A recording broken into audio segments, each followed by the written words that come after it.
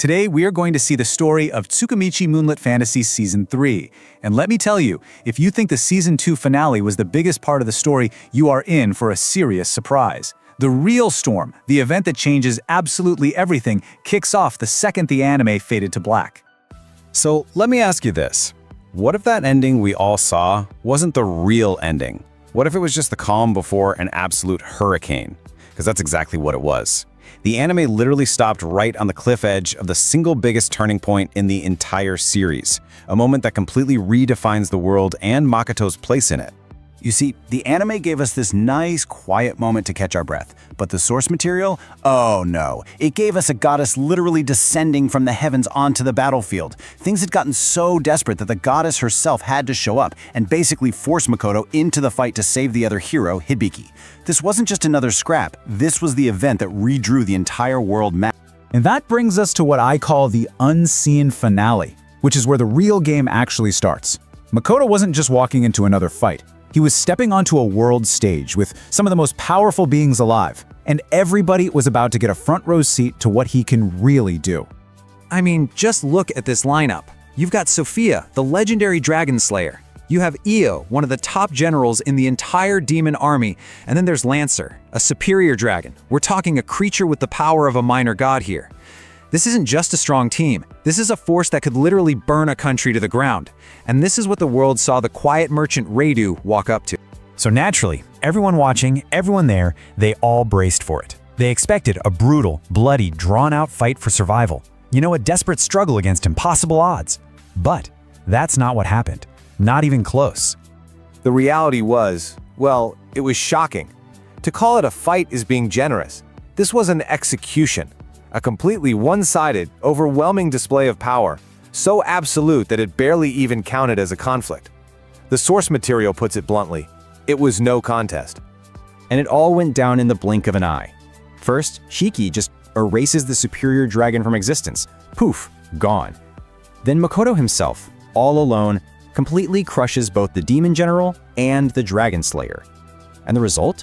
The entire demon army just breaks and runs for their lives, pure terror on their faces, with Sophia herself having to flee to survive. Now here is the most staggering, mind-blowing part of all of this. If you think that was Makoto going all out, you are nowhere near the truth. To pull off that total, instant annihilation, he used less than 1% of his true power. Let that sink in. This wasn't a win, it was a declaration. An announcement to the entire world that just changed the rules of the game forever. Because after that one single event, the world is never the same. The mysterious merchant Radu is basically gone. And in his place, a brand new global superpower has just been born. This, right here, is where the real story of Season 3 begins. You know that feeling, right? The second a word leaves your mouth, you just wish you could snatch it back. Well, in this story, we're going to see how one single, poorly chosen word doesn't just create an awkward moment, it puts an entire relationship on the line. Let's dive into this scene where one tiny request unleashes a total storm of emotions. It's a crazy question to think about, isn't it? Can one little word really have that much power over everything? In the story we're about to unpack, that question is literally front and center. We're going to see how a tiny, tiny mix-up manages to turn everything completely upside down. All right, so here's where it all starts. The entire misunderstanding, and I mean all of it, boils down to two Japanese words. They sound almost identical, but their meanings, they are worlds apart. And getting this difference is the absolute key to understanding the drama that's about to kick off. Okay, so look at this. On one side, we have togikata, which just means how to wash rice. Super simple, domestic, an everyday chore, right? But on the other side, you've got togi. And that means, well, it means an attendant for the night. One is about making dinner, the other is about something way, way more personal. You can already see how this is going to go wrong. So let's set the scene. Imagine a huge mansion. Late at night, there was a big party, but now it's over and everything's quiet. Our four main characters, that's Makoto, Mio, Tomoe, and Shiki, they're all just hanging out, relaxing, winding down. The vibe is totally calm, maybe even a little sleepy. And in this quiet moment, something clicks in Makoto's head. He remembers he promised to reward Mio for all her hard work. So he turns to her and asks this simple, totally innocent-sounding question. Tell me, what is your wish? He has no idea that this one question is about to completely shatter the peace. And Mio's answer, oh man, it comes out of left field. She kind of stammers and says, please, make me your attendant. And just like that, the trap is sprung. Makoto heard one thing, but what he thinks she meant is something else entirely.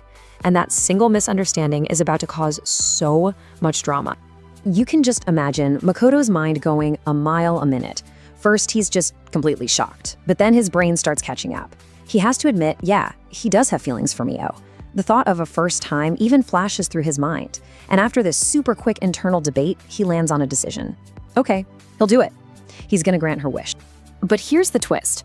Just as Makoto is about to open his mouth and agree, Mio completely panics. She blurts out something like, oh no, wait, I made a mistake. That's not what I meant at all. And boom, in an instant, Makoto's all-in heartfelt decision is just left hanging in the air, going nowhere. And just to make things 100 times more awkward, Tomei and Shiki, who've been watching this whole train wreck happen, they just burst out laughing. So now imagine being Makoto. You're completely baffled, you have no idea what just happened, and now your friends are laughing their heads off. Total confusion. But here's what's so interesting. Even with all this confusion and awkwardness swirling around, Makoto does something pretty amazing. He manages to take this incredibly weird moment and turn it into something genuinely meaningful. Let's see how he pulled it off. He goes around and thanks each of them, one by one. He starts with Tomei, his first follower, thanking her for showing him the Asura world and helping him literally build a home. Then he thanks Mio for reminding him of simple things like cooking, which kept him connected to the human world. And finally, he thanks Shiki for holding their company together, even when he, Makoto, was acting like a kid. So, what was the real reward he had in mind? It wasn't what Mio accidentally asked for. It was something so much deeper. Makoto gives all three of them his own last name, Misumi. This is a massive gesture. It's his way of saying loud and clear, you aren't just my followers, you are my family. But hold on, the story isn't over, because we still have a big question mark hanging over Mio's head.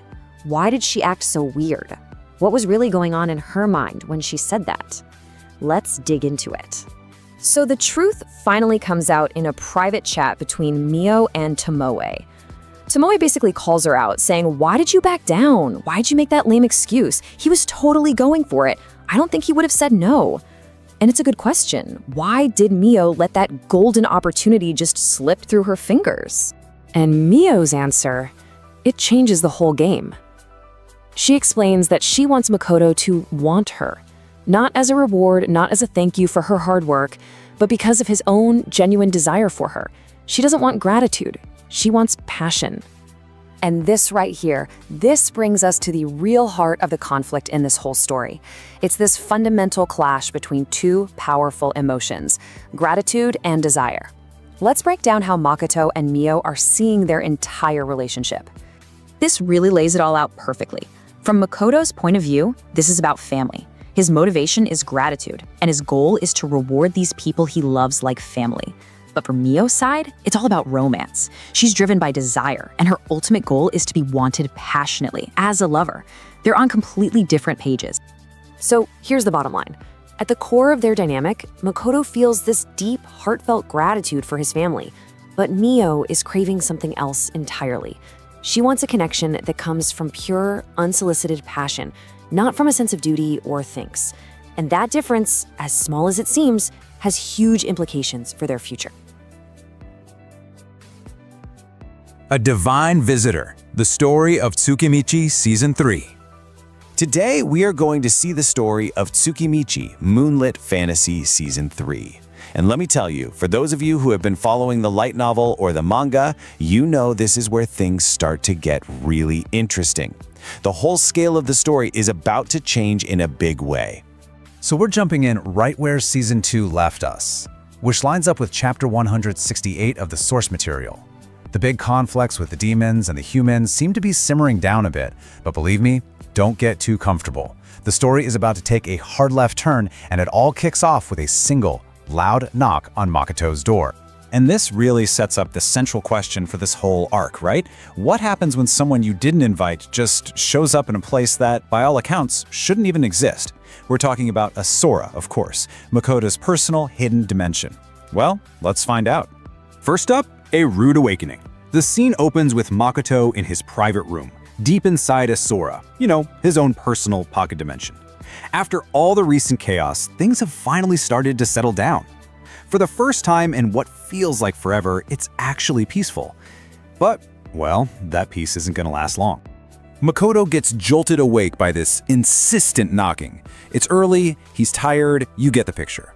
He calls out for them to come in, probably expecting just one person, right? Nope. In walk all three of his most powerful followers, the Dragon Tomo, the Calamity Spider Mio, and the Lich Shigi. And what really gets his attention is the look on their faces. It's not fear, it's not anger, it's just sheer bewilderment. Next up, the unidentified intruder. It's Tomo who steps forward to give the report, and she's usually the calm and collected one. But her words just make everything even weirder. This is definitely no ordinary security breach. It's something else entirely. She says it's an intruder, or should I call it a visitor? That little pause, that hesitation, it says everything. I mean, a Sora is supposed to be impenetrable, a total secret. The idea of an intruder is bad enough, but visitor? That implies something way, way stranger is going on. So of course, Makoto's mind is just racing. Did the humans find this place? But Tomo shuts that down right away. It's not a human. But here's the really bizarre part. They haven't captured this person. And it's not because they can't. It's because this entity isn't even fighting or hiding. It's just waiting. Calmly and patiently waiting for Makoto to wake up. All right, a voice in the head. So just as Makoto is wondering, okay, how do we even talk to this thing? First contact happens, and it's not through a door, it's not a messenger, it's a voice that just booms right inside his mind. Yo, Misumi Makoto, morning. So this strange telepathic chat kicks off. You've got Makoto on one side trying his best to be polite, but clearly just completely out of his depth. And then there's this visitor, who's totally at ease. He even apologizes for his Aniki, his older brother, causing Makoto so much trouble. Now that's a huge clue, isn't it? An older brother that Makoto knows? So Makoto, trying to piece this all together, politely asks for the visitor's name. And then he gets an answer. The visitor gives his name, and this single, short name is about to blow the whole mystery wide open and send Makoto into a state of absolute panic. The name's Susanaro. And the gears in Makoto's head just slam into place. Susanu, an older brother? Sasuyomi, his own patron god. The realization hits him like a physical blow. This isn't just some powerful being. This is a god. And not just any god. We're talking Susanoo no Makoto, one of the most powerful gods from Japanese mythology, the god of storms, famous for his, let's just say, a destructive temper. And, most importantly, he's the younger brother of Tsukiyomi, the very god who sent Makoto to this world in the first place. So yeah, Makoto is wide awake now. The confusion is gone, replaced by pure, unfiltered panic. Think about it. A deity known for causing natural disasters when he's in a bad mood has been patiently waiting right outside his bedroom. The potential for catastrophe here is astronomical. So now we're preparing for divinity. But Makoto doesn't just freeze up. That panic immediately shifts into frantic action. He has no idea how to properly welcome a god, right? But he knows one thing for sure. He absolutely cannot be disrespectful. He just starts firing off orders like a machine gun. Mio, cook! Cook every kind of Japanese food you can think of and make a massive feast. Ima and Shiki, get a grand welcoming party together now! And Tamo, you're with me. We need to find a landing spot for something quite big. They race outside, and they don't have to search the sky for long, because there it is, a shape so enormous that almost defies belief. Something dark like a bird, just impossibly huge, descending towards them. To give you a sense of scale, from where they're standing, this thing looks about as big as a modern passenger plane. Even Tomoe, a superior dragon herself, is just stunned. She admits that this bird rivals, or maybe even surpasses, a dragon in sheer size. This is the kind of divine power they're about to face. As it gets closer, Makoto notices a distinct feature: 3 legs, and he recognizes it instantly. This isn't just any giant bird. It's a Yatagarasu, the mythical 3-legged raven of the sun. The name itself means 8 span, which is basically an old term for unbelievably huge. And in this case, that is no exaggeration. So we're back in Azora, and the usual peace has just been completely shattered. An unexpected arrival has just turned everything on its head. And for Makoto, this isn't just a surprise, it's a total reality check. The situation is escalating way faster than he can process, and the stakes, well, they've just been cranked up to a divine level. And really, this one thought from Makoto says it all. It's just screaming through his mind as he stands there, staring at his new guests. The panic is real, because the beings who just showed up in his personal sanctuary in Asura are actual gods. And they are on a level of power he has never, ever encountered before. So, who exactly are these uninvited guests? Well, they didn't just walk in. They made their grand entrance on the back of a raven, the size of a passenger plane. I mean, talk about an arrival that just screams power. This isn't a meeting, it's a divine audience. And Makoto's about to get his first, frankly, terrifying impressions. So try to see this from Makoto's point of view. It's a scene of pure disbelief. Stepping off this unbelievably huge raven are three very different figures.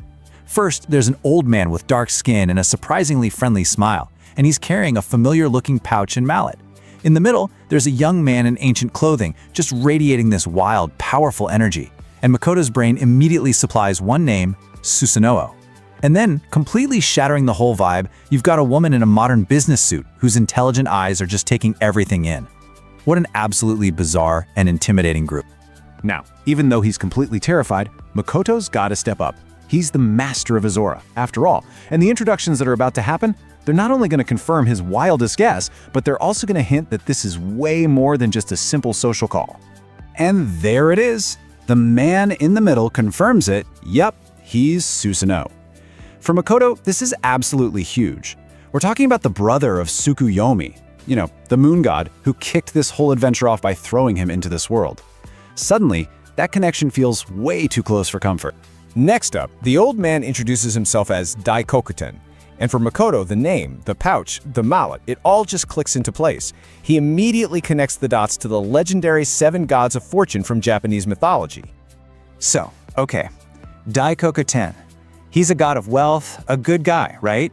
He seems calm, even kind of nice. But Makoto just cannot shake this deep, unsettling feeling. You know that feeling when a word is right on the tip of your tongue? It's like that. There's some crucial, forgotten detail about this god just hovering out of reach. And that sense of unease, it's a warning bell he just can't figure out yet. And then we get the final introduction. And this one just completely shatters Makoto's understanding of how things work. The businesswoman is Athena, the goddess of wisdom from Greek myth. He was probably picturing armor, a spear, the whole classical warrior look, not a power suit and what looks like a tablet. It's a jarring reminder that these beings are on a whole other level.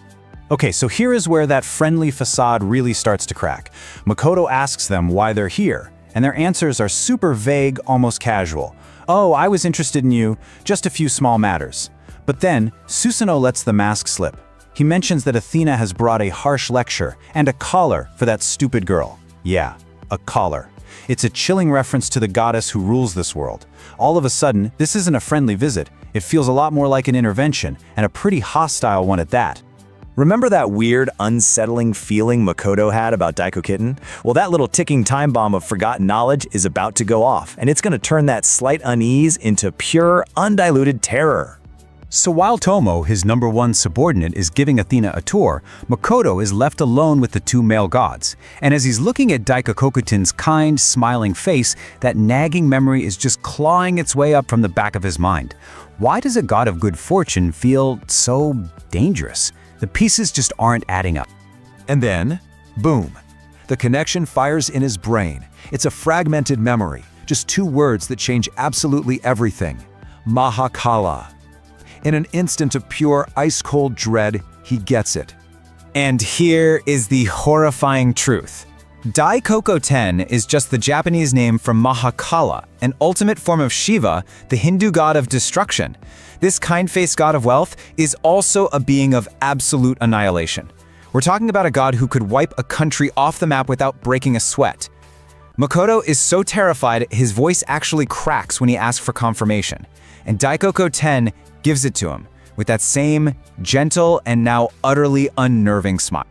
Now, just when Makoto thinks things can't possibly get any worse, he's about to learn another chilling lesson about his guests. Turns out, the danger isn't just physical, not even close. Out of nowhere, Susanoo just bursts out laughing, and what he says next freezes Makoto's blood in his veins. He quotes, word for word, the private warning Makoto had just sent to Tomei through their thought transmission link. The one he was sure was totally silent and secret. Well, it wasn't. And the awful reality just crashes down on him. Susanoo casually explains that for gods like them, reading a mortal's mind is basically child's play. His thought transmissions, his internal panic, every single private thought he's had. They've heard it all. His mind has been a wide-open book for them since the second they arrived. But here's the twist. This total violation of his privacy actually leads them directly to their true purpose. Now that all his secrets are laid bare, they finally reveal why they're really here. And you know what? It has nothing to do with punishing the goddess. It has everything to do with saving Makoto from her. Susanoo just cuts right through all the tension with a shockingly direct question. He asks about sudden headaches, about uncontrollable nosebleeds, symptoms Makoto has been secretly dealing with for a while now. He's not just close to death, he is walking on a razor's edge, and these gods know exactly why. And this right here is the heart of the problem. Daikokuten lays out the goddess's sheer, reckless incompetence. See, she gave Makoto a divine-level ability, the mastery of words. But to hide it, she took a lazy, dangerous shortcut. She just snipped away his ability to talk to humans. But the catastrophic flaw in that plan is that all the divine power is still there, crammed inside his mortal body. His physical form is overloaded to its absolute breaking point, held together by what Daikokuten calls surface tension. He is quite literally one bad headache away from just ceasing to exist. So, the path to survival is clear, but it is incredibly daunting. Daikokuten tells him he has to keep doing what he's been doing, expanding his magic capacity, but not just by a little bit. No, he needs to do it on a massive, unprecedented scale. Basically, he needs to build a much bigger container before the divine power bubbling inside him tears him apart from the inside out. Of course, this immediately brings up Makoto's biggest fear. If he expands his power, he expands a Sora, and that's like putting up a giant neon sign for the goddess to find him.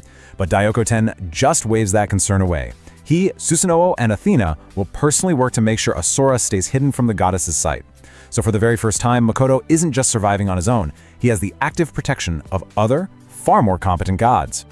And so there it is. Makoto now has a clear path forward, and he's backed by some of the most powerful beings in existence. He's been given a green light and a divine shield to grow his power without any limits. But this solution brings up a whole new critical question, doesn't it? What happens when a world that was meant to be a secret sanctuary starts to expand and expand and expand? What new dangers are waiting when Azora is no longer a secret? Continuing from the previous chapter, today we are explaining Chapter 171 of Tsukimichi, Moonlit Fantasy, as the story moves deeper into Season 3. The major players are making their moves, and believe me, two of the world's greatest powers are about to find their paths crossing in a place they'd never expect. So, think about this. You've got two of the biggest forces on the planet, the humans and the demons, and they're both kind of stuck. The hero is facing a literal wall of ice and scorched earth. And a demon lord? He's facing a wall of pure mystery. But what's so fascinating is that the solution to both of their very different problems seems to point directly at the same completely unsuspecting man. All right, so let's jump right in. We start near Stella Fortress, way up in the desolate northern plains. The hero of Limia, Hibiki Otanashi, and her party are looking out over this total wasteland, and it's crystal clear that their big northern push has hit a massive, frozen dead end. And there you have it. You can almost hear the frustration in her voice as Hibiki makes the call. This is a hero who is known for always pushing forward, always finding a way. But here, she's forced to announce a full-on retreat. The conditions are just that bad. But why? See, this isn't just some simple retreat because it's getting a little chilly. Oh no, this is a strategic checkmate by the demons. They've gone all out with a scorched earth policy, leaving absolutely nothing behind. No towns for shelter, nothing to forage, and with a brutal northern winter roaring in, their supply lines are completely shot. To keep advancing would mean building camps every single day while fighting demons in a blizzard. It's not just difficult, it's a logistical impossibility. A total nightmare.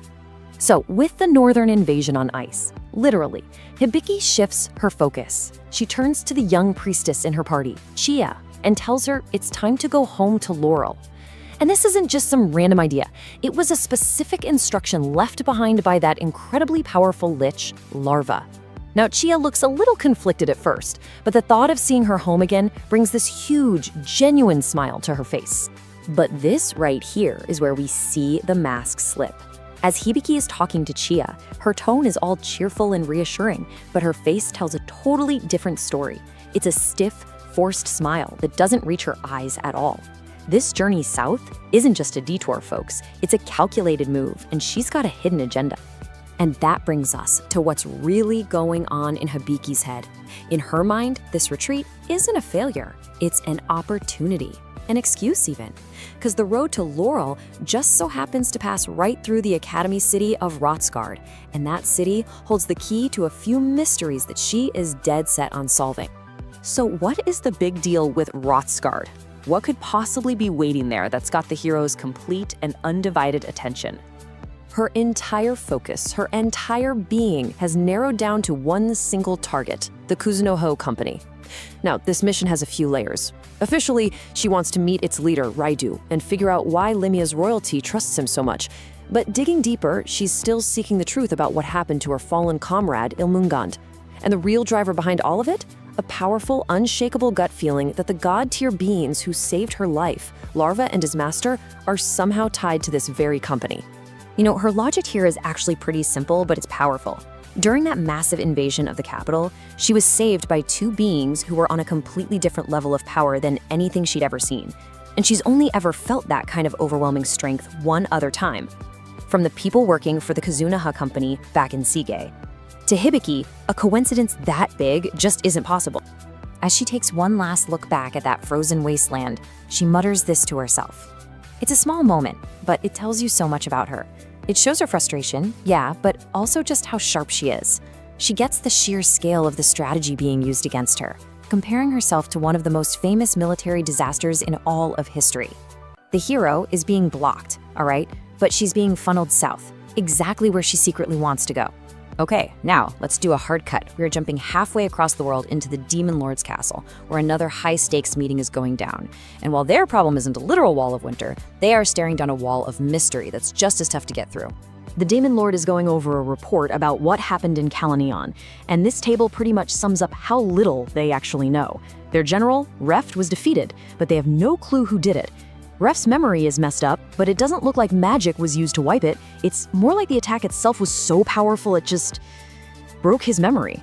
And to top it all off, the attacker doesn't seem to be human, and their reason for taking a totally useless piece of land is a complete blank. Now, despite this huge intelligence gap, the Demon Lord actually praises his top generals, Io and Rona, for their work. But they won't accept it. They are filled with this deep sense of shame, feeling like they failed their king because they couldn't get to the bottom of the Kalanion mystery. It really shows you the Demon Lord's calm leadership style and just how incredibly loyal his people are. The Demon Lord doesn't dwell on the failure. He moves on, issuing new orders. Io gets sent south to command a special group of soldiers called the Renhei. And Rona gets a critical new assignment: go arrange a meeting with the Kuzunoha Company. And just like that, the full attention of the demon army is now also officially pointing right at Raido. The second the name Raido is mentioned, a fourth person in the room, someone who has been completely silent this entire time, finally speaks up. And this is our introduction to a very, very important new player in the Demon Command structure. Her name is Sari, and she is a fascinating contradiction. She looks like a young girl, but her voice, her eyes, her entire way of thinking, it's all a seasoned adult. She's the youngest of 4 candidates to take the throne after the Demon Lord, and her specialty is information analysis, a skill where she is said to be as good as, if not better than, General Rona herself. Sari then explains to the Demon Lord exactly why she finds the Kuzunoho Company so strange, and her analysis is chillingly on point. She talks about their unnatural stability. I mean, for a company whose entire existence should be on a knife's edge, they show zero impatience, zero fear. They operate with this bizarre calmness that makes it seem like they don't need anyone or anything else. It's like they're totally self-sufficient. And all of this leads her to ask the ultimate question, one that just cuts right through everything. Given how they act, are they even a company at all? She suspects there's something else entirely. Her insight just slices right to the very core of the mystery that surrounds Makoto and his people. But it goes even deeper. Later, in a private chat with Rona, Sari reveals her real endgame. See, she's not just interested in what Raidu can do for them in this war, she is thinking way, way beyond that. She wants to figure out if the Kuzunoha Company could be an asset for the future of the entire demon race, no matter who wins or loses this war. I mean, that is some next-level strategic thinking. She's playing a completely different game. And so there we have it, our two main storylines. The hero forced south from the northern front, the demons completely baffled by a mystery deep in their own lands, and both of them have now totally independently decided that their very next move involves the exact same organization. And this, right here, is the collision course that this whole chapter has been building towards. Coming down from the north, you have the hero, Hibiki, driven by suspicion and a need for answers. Approaching from the south, you have the demons, Rona and Sari, armed with direct orders and razor-sharp analysis. And caught right in the middle, with absolutely no idea what's coming, is the Kuzunoha Company. The chapter ends on this perfectly ominous note. Our guy Makoto just dealt with one huge threat, Demon General Reft, but he has no idea that that was just a tiny tremor before the real earthquake hits. The footsteps of two of the world's most powerful forces are now slowly but surely headed straight for his front door. With this, we come to the end of this volume. In the next part, we will begin Volume 11, where the story of Tsukimichi Moonlit Fantasy Season 3 moves into an even bigger and more intense phase. Continuing the story of Tsukimichi Moonlit Fantasy Season 3, today we begin Volume 11 with Chapter 172, where a new phase of the story officially starts. All right, so we're jumping back into the story a good several months after that whole devastating mutant incident during the school festival. Rotsgard is now covered in a blanket of winter snow. But the city, wow, it's recovering at an absolutely insane pace. All that rubble is gone, buildings are shooting back up, roads are being repaved, and it's all happening with a speed that just puts modern construction to shame. And the reason for all this? Magic, pure and simple. The Academy's mages are making it happen, and for Makoto, it's a huge reminder of just how advanced this world's construction really is. So we catch up with Makoto grabbing a small lunch at this new cafe that popped up near his company's store. It's one of those places that's more for talking than eating, you know? The meal is tiny, and he knows Mio would absolutely hate it. But as he's sitting there, he's kind of reflecting on how the Kuzunoha Company is running like a well-oiled machine now, pretty much without him. Aqua and Iris have gotten so good at their jobs that he's barely needed for the day-to-day stuff. And while, yeah, that was the goal, he can't help but feel just a little lonely about it. It's this recurring thing for him, watching his companions grow up and not needing him as much. Now, just because the store is running itself doesn't mean Makoto gets to kick back and relax. Oh no, it's the exact opposite. People are pushing him from every direction to handle the really big stuff. He's got diplomatic visits lined up with both the Limia Kingdom and the Gridtonia Empire, a super important interview with the Demon Lord himself, and to top it all off, some mysterious personal request from the dragon, Root. So yeah, his plate isn't just full, it's overflowing. So while Makoto is trying to eat, he starts overhearing a conversation between two male students sitting nearby. And what are they talking about? His company. So of course, his ears perk right up. Their chat starts with a complaint he's heard before. They couldn't get their hands on one of the company's super popular, limited quantity fruit sets. They're complaining that it's basically like winning the lottery before the store even opens for the day. The two of them start brainstorming how to get an advantage. One guy is complaining that his girlfriend is bugging him to get a fruit set, but he doesn't have any connections. The other points out something interesting. The company is super fair. The regular employees just don't do special favors. He says the only way to get an in would be to know the guys at the top, a man named Shiki and the owner, Raidu. And of course, they have absolutely no clue that the big boss himself, Raidu, is sitting right there, taking in every single word. Then the conversation shifts from the products over to the staff. And on this, the two students are in total agreement. They both just kind of say at the same time that the Kuzunoha Company's employees are, well, they're just nice. And hearing his staff get praised for their customer service, it makes Makoto genuinely happy. He remembers spending all that time training Jin and Amelia on how to treat customers, and it feels really good to know that it's actually working. Okay, but this is where the conversation takes a really, really weird turn. The students start fawning over one female employee in particular. They're talking about wanting to make her their girlfriend, praising how reliable and thorough she is. One of them even calls her cute, gentle, and kind, a princess. Now, Makoto's listening in, and he figures they must be talking about Amelia. He's a little surprised she's that popular, but gentle and kind? He's thinking, are we talking about the same Amelia? It doesn't quite add up. And then the penny drops in the most hilarious way possible. One student declares, Aqua-san is the best. The other immediately shoots back, no way, Eris-san is the best. And it hits Makoto. They're not talking about Amelia at all. They're having a passionate debate over which of the two forest ogres is the superior welcoming girl. One is praising Aqua's reliability, the other is praising Eris's perception, and they're both calling their favorite a princess. This is just too much for Makoto. And boom! He literally spits out his drink, earning him some pretty pitiful looks from everyone else in the cafe. Aqua? Eris? Gentle? Kind? In his head, Aqua is the definition of professional, maybe a little cold. And Eris is, well, she's a lot of things, but gentle and kind are definitely not on a list. He's genuinely wondering if these guys have, like, rotten brains or something. Before these two can actually start throwing punches over their favorite forest ogre, two female students jump into the conversation. But oh no, they aren't here to play peacemaker. One of them loudly declares that the best welcoming girl is Shiki. Her friend immediately argues that it's obviously Lime. So now the argument has exploded into a four-way free-for-all over who the best employee is, with the girls insisting that the handsome guys are the real prize. This is just, it's too much. Okay, so at this point, Makoto is just done.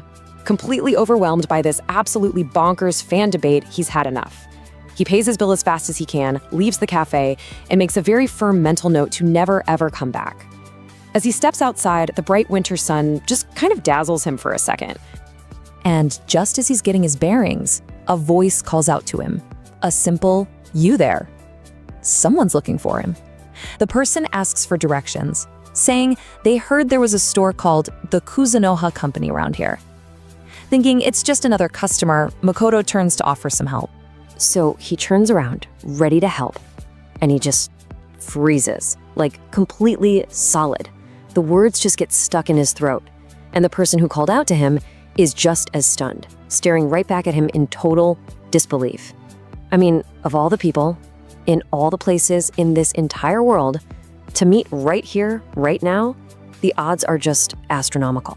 The person standing right in front of him is Otanishi Hibiki, the hero of the Limia Kingdom. But for Makoto, she's so much more than that.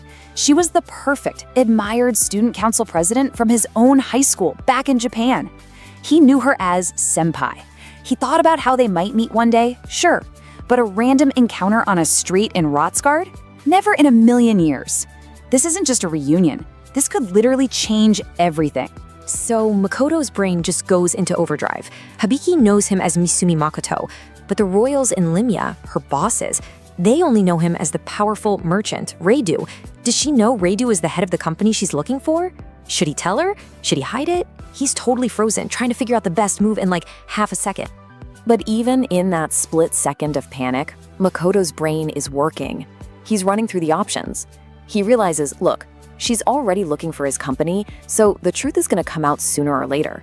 And trying to lie to someone as sharp as Hibiki, that's just a recipe for disaster. So he makes a snap decision. Coming clean right now is the simplest, safest, and honestly, the best option. He's going to tell him he's Reidu. So Makoto tells her, yeah, he goes by Reidao now.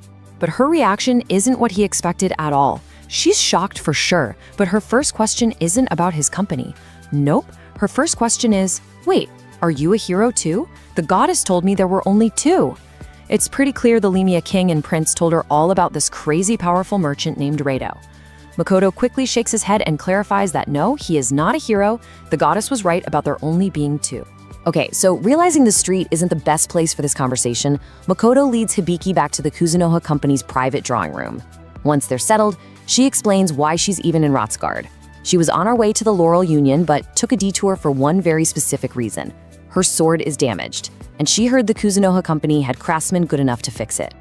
And here's where we get another bombshell connection. Hibiki asks if a craftsman named Baron is around. Makoto was stunned. Baron is one of his elder dwarf employees, but he's stationed way back in their original store in Sige. And it turns out the sword Hibiki is carrying was actually custom made for her by Baron himself. I mean, talk about a small world, right? The connections between these two just keep getting deeper and more tangled. So Makoto calls for one of the Eldwa craftsmen he has in Rodsgard. As the craftsman looks at the sword, Makoto sends him a quick little mental message. Hey, that's one of Baron's. Just accept the job, we'll get Baron to fix it in Asura. So, out loud, the craftsman tells Hibiki he can have it repaired in 3 days, and she is absolutely thrilled. With the sword business taken care of, Hibiki kind of teases Makoto about how his employees call him Waka-sama. And then she totally pivots. Instead of grilling him about how he got to this world, which is what he was expecting, she just suggests they talk about their old life in Japan. You know, since it's a topic she really can't discuss with anyone else. And you can just imagine Makoto's relief here. He was gearing up for a full-on interrogation, but instead, he gets to have this nice, nostalgic chat. And talking with Hibiki, who's a really great conversationalist, he actually finds himself opening up and reminiscing about his high school club, his hometown. It's a rare moment of comfort for him in this crazy world. But just as Makoto is finally starting to relax and enjoy himself, Hibiki drops a bombshell. She casually brings up this very specific and, for Makoto, very awkward incident from their high school days. It involved the archery club president and a popular first-year girl. She looks at him with this little knowing smile and asks him directly, "Since you were the vice president, don't you know something about that?" And just like that, Makoto is on the spot, that embarrassing memory coming back in full, vivid color. With the beginning of Volume 11 now set, the story will continue in the next chapter as Tsukimichi Moonlit Fantasy Season 3 moves forward. Continuing the story of Tsukimichi Moonlit Fantasy Season 3, today we are explaining Chapter 174, where the ongoing developments begin to deepen and the tension, well, it continues to rise. And believe me, this chapter is all about shocking confrontations and some truly unbelievable connections, as what starts as a quiet chat spirals into a full-blown life-or-death standoff. So yeah, let's get right into it. So the chapter kicks off with this really rare moment of peace, you know? Makoto finds himself in this surprisingly cozy and kind of intimate conversation with his senpai, Hibiki. At some point, without him even really noticing, she's moved to sit right beside him, like so close he can actually catch the faint, pleasant smell of her hair. They're just comfortable, talking about everything from his old life back in Japan to all his crazy adventures in Siege. For the first time in a while, he feels completely at ease. And what's really cool here is the glimpse we get into Hibiki's world. She's actually opening up to him, you know? She talks about her party members, this promising but kind of unreliable knight, a small but super dedicated priestess, and get this, a married mage who is completely controlled by his wife. Classic. But then the conversation gets even deeper. She starts talking about all these political reforms that are shaking up the Limia kingdom, even hinting at these democracy-like movements pushing back against the old-school nobility. And this just blows Makoto's mind. He's realizing, whoa, she's not just some hero swinging a sword. She's a major political player, actively shaping the future of her entire country. So as they're chatting away, Makoto's curiosity gets the better of him, and he brings up the other hero, you know, the one from the Empire. He just casually mentions that hero's infamous charming power, and for just a split second, Hibiki's expression completely changes. It's this weird, unreadable look, a mix of surprise and maybe even agreement? But then, poof, it's gone. It vanishes as fast as it appeared.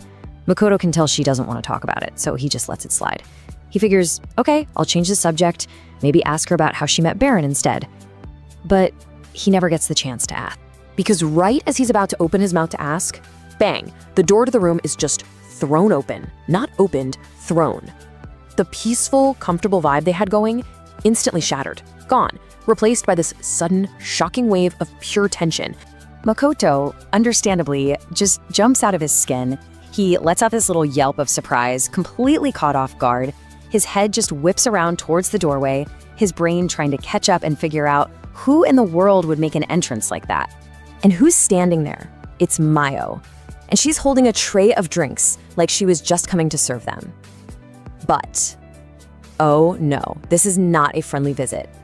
Her eyes have this glassy, unfocused look, and they are radiating pure, uncut fury.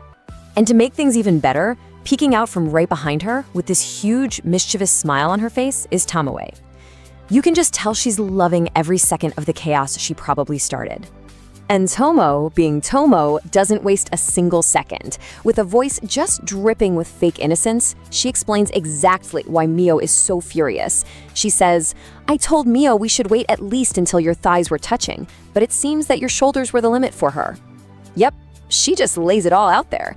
The fact that Makoto and Hibiki's shoulders were touching, that was the final straw for Mio. Tomoe's words finally snap Makoto out of his daze. He looks down and, to his absolute horror, he realizes, oh crap, our shoulders are touching. He hadn't even noticed how close they'd gotten. A full-on wave of panic just washes over him, and he immediately scoots away, stammering some apology to Hibiki about being rude. But Hibiki, she doesn't even hear him. She's completely frozen, her eyes just locked on Mio. And this is where things go from awkward to terrifying. Mio speaks directly to Hibiki, and yeah, she confirms they've met before. But her words are anything but friendly. With this just chilling calm, she asks Hibiki a simple question. Your left arm or your right? Which of them do you not need? Let's be clear, this isn't just jealousy anymore. This is a straight-up death threat. Okay, so Makoto just scrambles into action. He jumps to his feet, physically putting himself right between Mio and Hibiki. He's frantically trying to de-escalate, saying, no, she's just my senpai. We got caught up talking about the past. But his mind is just racing, right? When did these two even meet? What is she talking about? Cooking. And as a total last resort, he secretly deploys his magic armor, creating an invisible shield around Hibiki, just in case this whole talking thing doesn't work out. And this moment just perfectly shows you the difference between his two followers, right? On one hand, you have Mio, who looks like she's about 2 seconds away from tearing Hibiki limb from limb. And on the other hand, you have Tomo, who is the absolute picture of calm.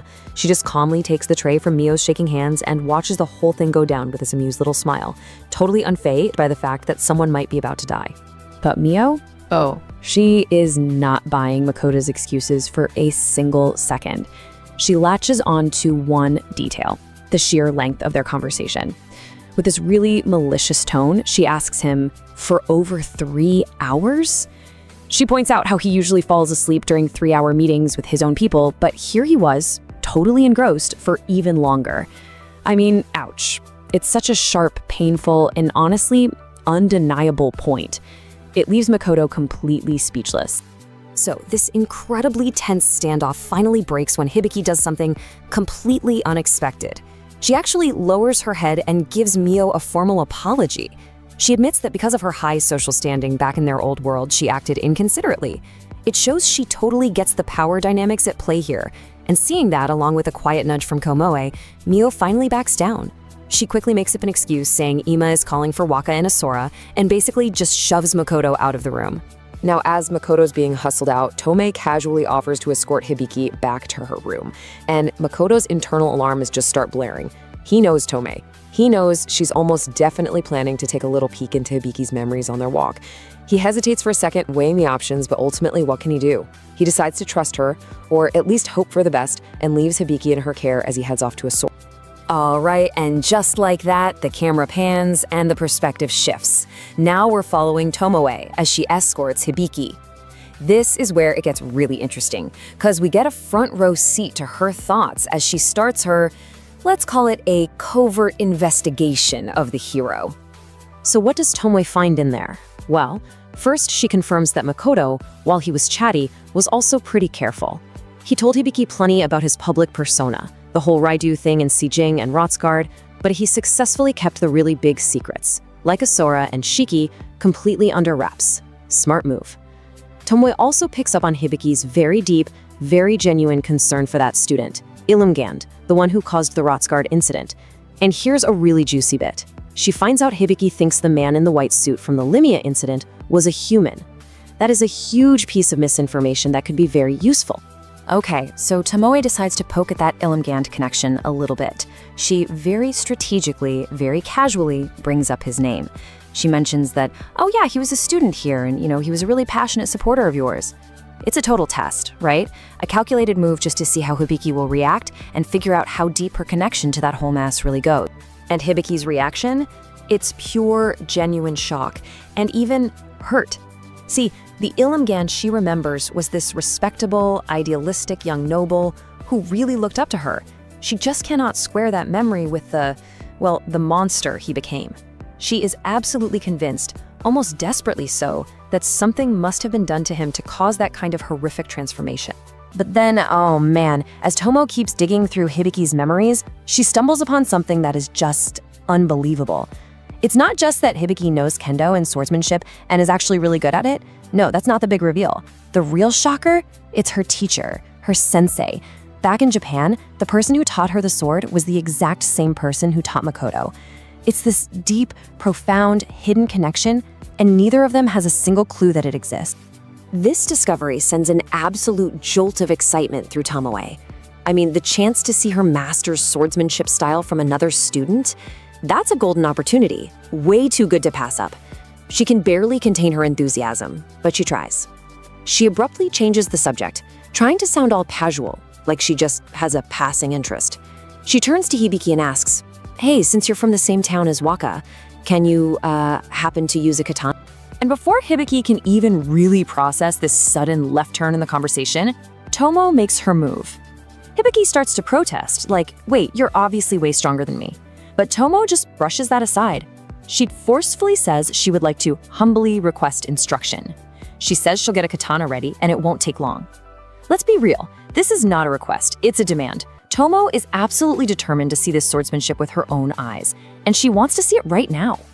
With the events of Chapter 174 now complete, the story of Tsukimichi, Moonlit Fantasy Season 3 and Volume 11 will continue in the next chapter.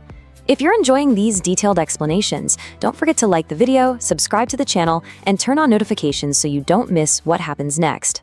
Continuing the story of Tsukimichi, Moonlit Fantasy Season 3, today we are explaining Chapter 176. Now, this chapter is kind of split right down the middle. It starts off with some super tense political maneuvering, but then, man, it just slams on the brakes and dives headfirst into this psychological nightmare that shows us a side of Makoto that is, well, it's genuinely terrifying. So we kick things off in the Lowrow Union, one of the big world powers. Hero Hibiki and Priestess Chiaya are getting the whole red carpet treatment. And the woman greeting them, Sairitsu, is just flawless. Every word, every bow, it's all perfectly polite and respectful. On the surface, it looks like a picture-perfect diplomatic welcome. But like always in this series, it's what's bubbling just beneath the surface that really matters, right? But Hibiki, she's got some sharp instincts. And for just a split second, she feels it. A flash of coldness under all that perfect etiquette. It's gone in an instant, so fast she almost thinks she imagined it. She kind of brushes it off for now, but you know that feeling's going to stick around. The mask slipped, even if it was just for a heartbeat. And let's be clear, Sairitsu is not just some welcoming committee member. Oh no, this woman is a major power player in Laurel. She's got huge influence in both politics and religion. She's a master strategist, super tight with Priestess Chia, and her mind is already spinning, trying to figure out a wild card she can't quite get a read on, this merchant, Rado. And we get to see just how sharp her strategic mind is in a private chat. One of her subordinates is all fired up, suggesting they get some petty revenge on the Limia Kingdom. But Sairitsu, she just shuts that down, immediately. She explains that reacting emotionally, blindly, that's how you cause a disaster. It's a perfect look into how she thinks. She's not trying to win some small squabble. This woman is playing the long game. She's playing to win the whole war. But here's the thing. While Limia is definitely on her radar, Sairitsu's inner monologue, the thoughts she keeps to herself, they reveal who she's really worried about, and it's Raido. The name, his company, the Kuzunoha company, it just keeps echoing in her mind. She can't forget that meeting in Rotsgard, and the unsettling amount of power he seemed to have. And this right here, this is what's really scaring her. She's thinking back to how Raido just asked, or maybe demanded is a better word, that the Dragon Knights hang around Rotsgard longer.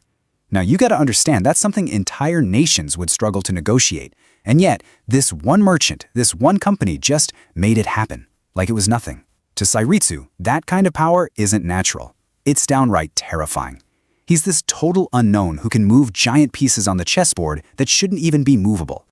So we're deep in this cold, calculated world of politics in Laurel, and then the chapter just slams on the brakes. It completely throws us somewhere else. The scene just cuts, no warning, and we are suddenly inside Makoto's head. And folks, this is where the nightmare begins. All of a sudden, we're with Makoto on some burning battlefield. But the real horror isn't the fire or the smoke. No, it's what's going on inside his mind. He's experiencing this bizarre and terrifying double perspective.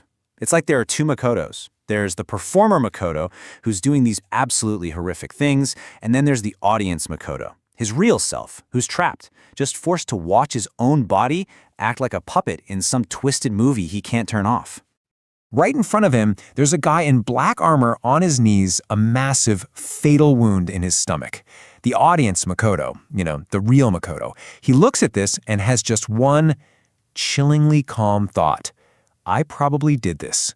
Not with horror, not with guilt, but with this terrifying cold detachment. The knight's helmet is broken, and his face underneath is distorted, just wrong. He swings this huge greatsword, and the performer, Makoto, just catches it with his bare hands. An impossible feat of strength. And then the knight screams his name, a name we haven't heard in a long, long time.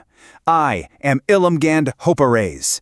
Yeah, that Ilmgand, the student from the Rotsgard incident, the one everyone thought was dead. So Ilmgand is yelling, accusing Makoto of wiping out the mutants from the academy. And the performer, Makoto's response? It will send a shiver down your spine. He just says they were suffering the consequences of their own actions. There is zero sympathy here, no regret, just cold, hard, detached logic. This is a Makoto that's completely alien to the empathetic guy we've come to know.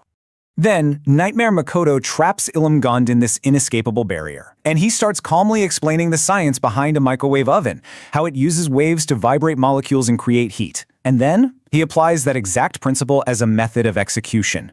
It's a technique that's so creative, it's monstrous. And the result is absolute destruction. Ilmgand's body just swells up and then it just bursts. He literally explodes like a water balloon. Armor, everything. He just disintegrates from the inside out. There's no body left, not even a piece of him. All that's left is a red and black stain on the ground where the barrier used to be. It's horrifically clean and just utterly brutal. And at that exact second, with the worst possible timing, Hibiki and Chie show up. They see the immediate aftermath. And their reaction is so important here. They're not confused, they're not surprised, their eyes just instantly fill with this pure, raw anger and hatred. It's like this isn't the first time they've seen him do something this horrible. Nightmare Makoto just turns to face them. His mouth curls into this tiny smile, and with absolutely no emotion, no bloodlust in his voice, he points a hand at them and just states his plan. I will end you quickly, and then the goddess is next. He's declaring war on the literal heavens, and he says it as casually as if he were ordering a coffee. This is the breaking point. The audience Makoto, the real him trapped inside, he just can't take it anymore. He cannot watch himself become this monster. As the performer starts to explain the microwave thing to Hibiki, the audience just lets out this desperate, silent scream from the very bottom of his soul. A plea to just make it all stop. And just like that, he's awake. He's gasping for air, totally drenched in a cold sweat. His heart is just pounding out of his chest. He looks around. He's in his bedroom in Asura. There's no battlefield, no Ilmgand, no Hibiki. It was all a dream. The relief must be overwhelming, but the horror of it is still hanging in the air. But that's the thing, isn't it? The question just hangs there. Was it only a dream? I mean, it felt so real, so vivid. The cold logic, the brutal efficiency of his nightmare self, he can't shake this feeling that this monstrous version of him is actually lurking somewhere inside. The line between a bad dream and his own terrified potential has suddenly gotten very, very blurry. So, to ground himself, to pull himself back to reality, Makoto forces himself to remember the night before. Dinner with Tomo, Mio, and Shiki. They were all eating takoyaki, laughing together. Just a simple, happy, totally normal memory. And that becomes his anchor. It reminds him of his friends, his found family. It reminds him of who he actually is, not that monster from his nightmare. All right, let's dive right back into our detailed breakdown of Tsukimichi Moonlit Fantasy, picking up with Chapter 177, Onto the Empire. Now this is a big one because Makoto is about to get a mission that's going to pull him out of the shadows and straight into the political heart of this world. We're talking heroes, princesses, ancient dragons, the whole shebang. So the chapter kicks off inside the Rotsgard Adventurers Guild, and Makoto's first thought is pretty simple. Man, this is heavy. He's holding this object, but you know right away this isn't just some random delivery quest. No, this is a mission that's about to plunge him deep into the frigid, powerful, and very dangerous Gritonia Empire. So, what exactly is this mission? Well, the subtitle here kind of gives the game away, doesn't it? An egg, a mission, and a pervert. This is so much more than a simple delivery. It's a massive political move, orchestrated by one of the most powerful beings on the planet, and it all revolves around an item that's practically a myth. Root himself really puts the value of this thing into perspective. It's a superior dragon egg, about the size of a rugby ball, and it is absurdly rare. It's got immense mystical power, incredible value, and of course, what's Makoto's first, most practical concern? He's worried Mio might try to eat it. You gotta love him. Now, sitting right across from him is this elegant, mysterious guy named Falls, the Guildmaster. But Makoto knows exactly who he's talking to. This is just a disguise for Root, the illusory dragon, the most powerful of them all. And Makoto's internal thought process is just fantastic here. He knows Root is the top dragon, but he's also keenly aware that he's, well, a pervert in the truest sense of the word, and someone he really wants to keep his distance from. Root lays out the whole plan in 3 parts. Step 1 is pretty straightforward. Deliver the egg. Step 2, though, is where it gets interesting.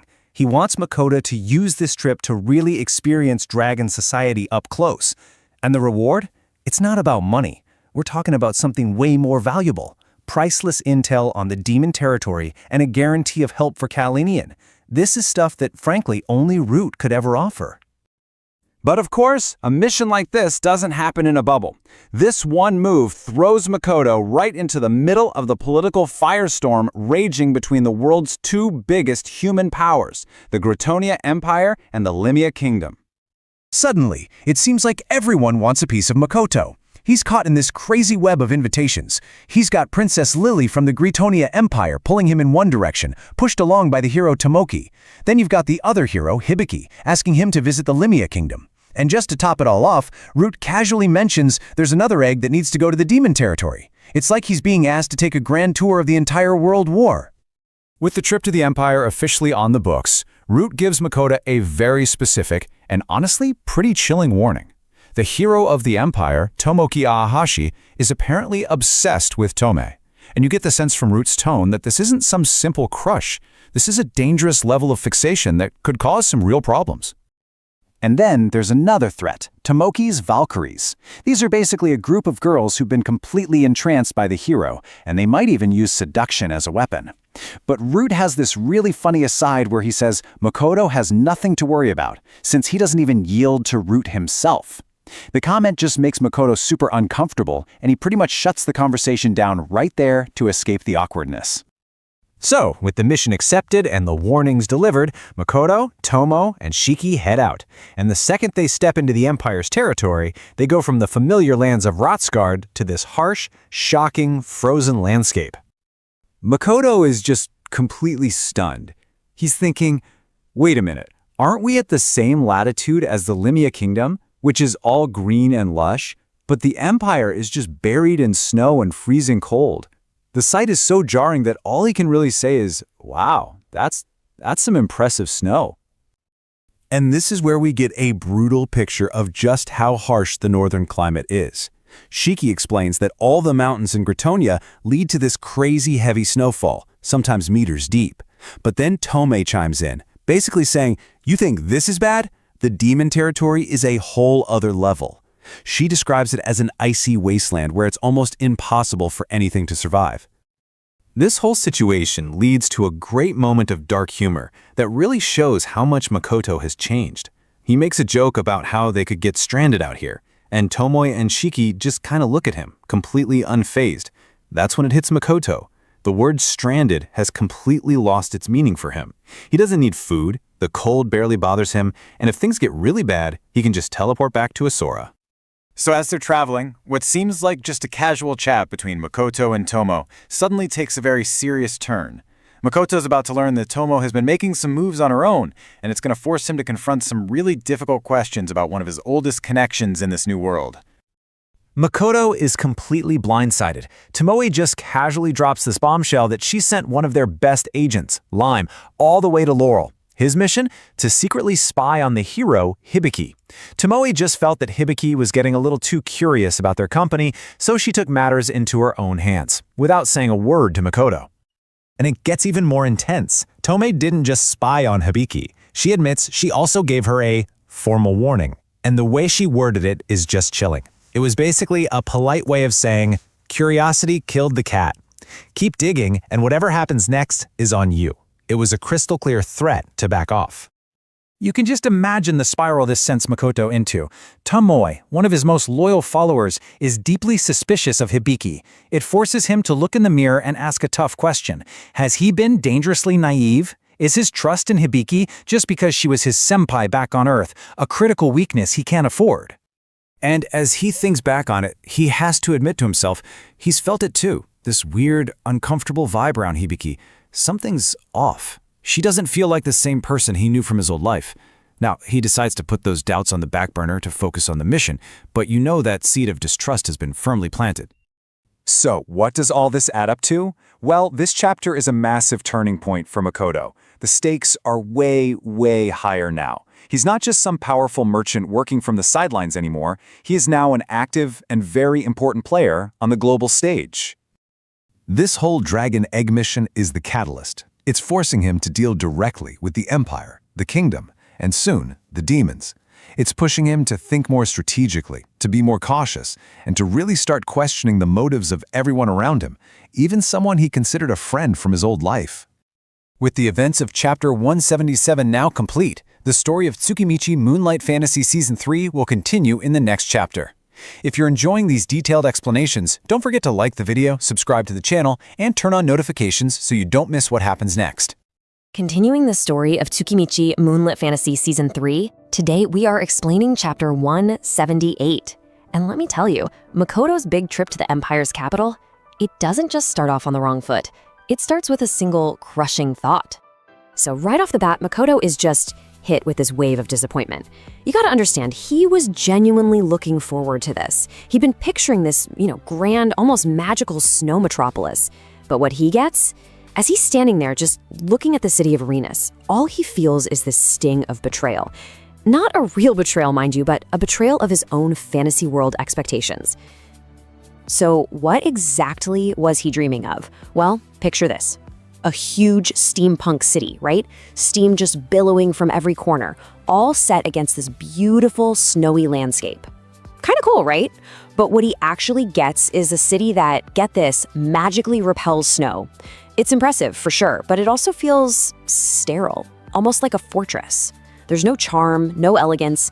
In fact, it's so bad that Makoto grimly thinks that the very first town he ever visited, Robin, felt more like a real snow country than this supposed imperial capital. Ouch.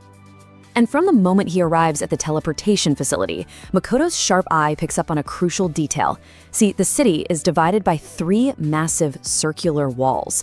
And to him, this isn't just some cool design choice. No, it's a super obvious physical sign of a rigid, class-based society. The rich live here, the poor live there. Tomoe, who's never one to mince words, just calls it a city with no elegance. And Makoto, he just kind of sighs, realizing this is probably going to be his first real taste of how this world's social ladder works. But hey, Makoto isn't just here for some disappointing sightseeing. He's got a mission, a 2-parter actually. First, he's got to deliver the precious egg of the superior dragon Lancer to another dragon named Grount. That's the main reason he's here.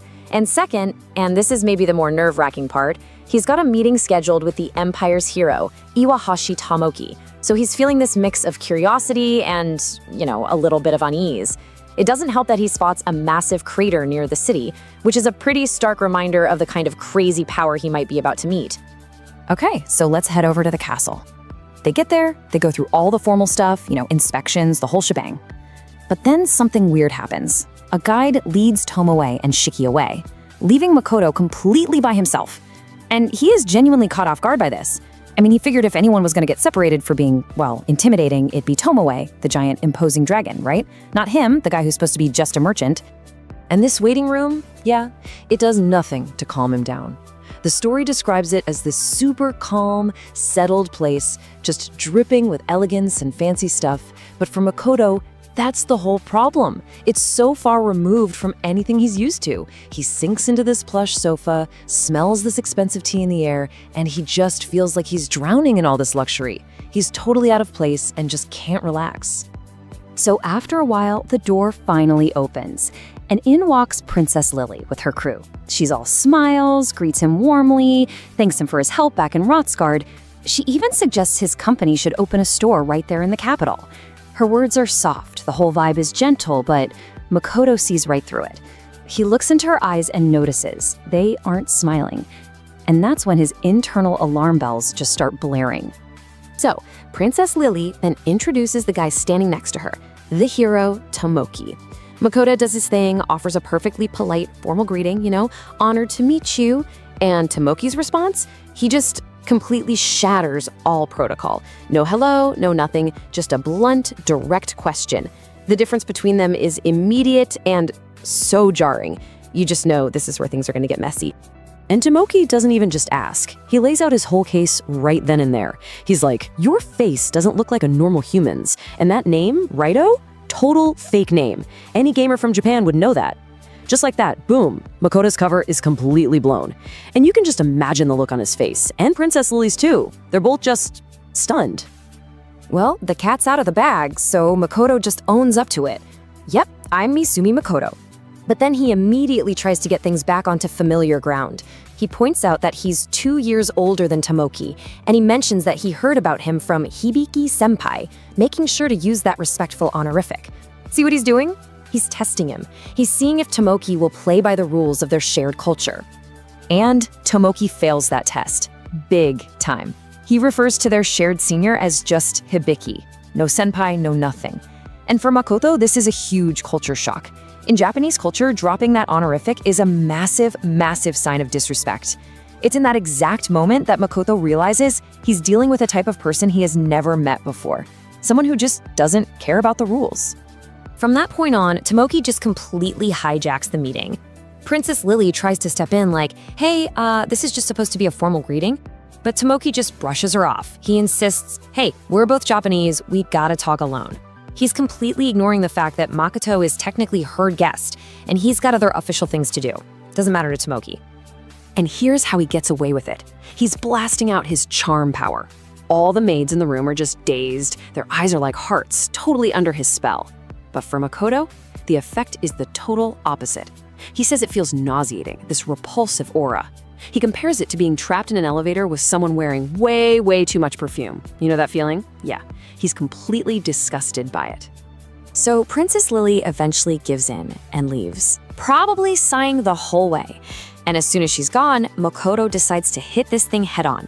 She looks right at Tomoki and asks him straight up, hey, I'm 2 years older than you, Tomoki-kun. Don't you use formal speech with your elders? And this, right here, is where the real fight begins. It's a clash between Japanese social rules and Tomoki's me-first worldview.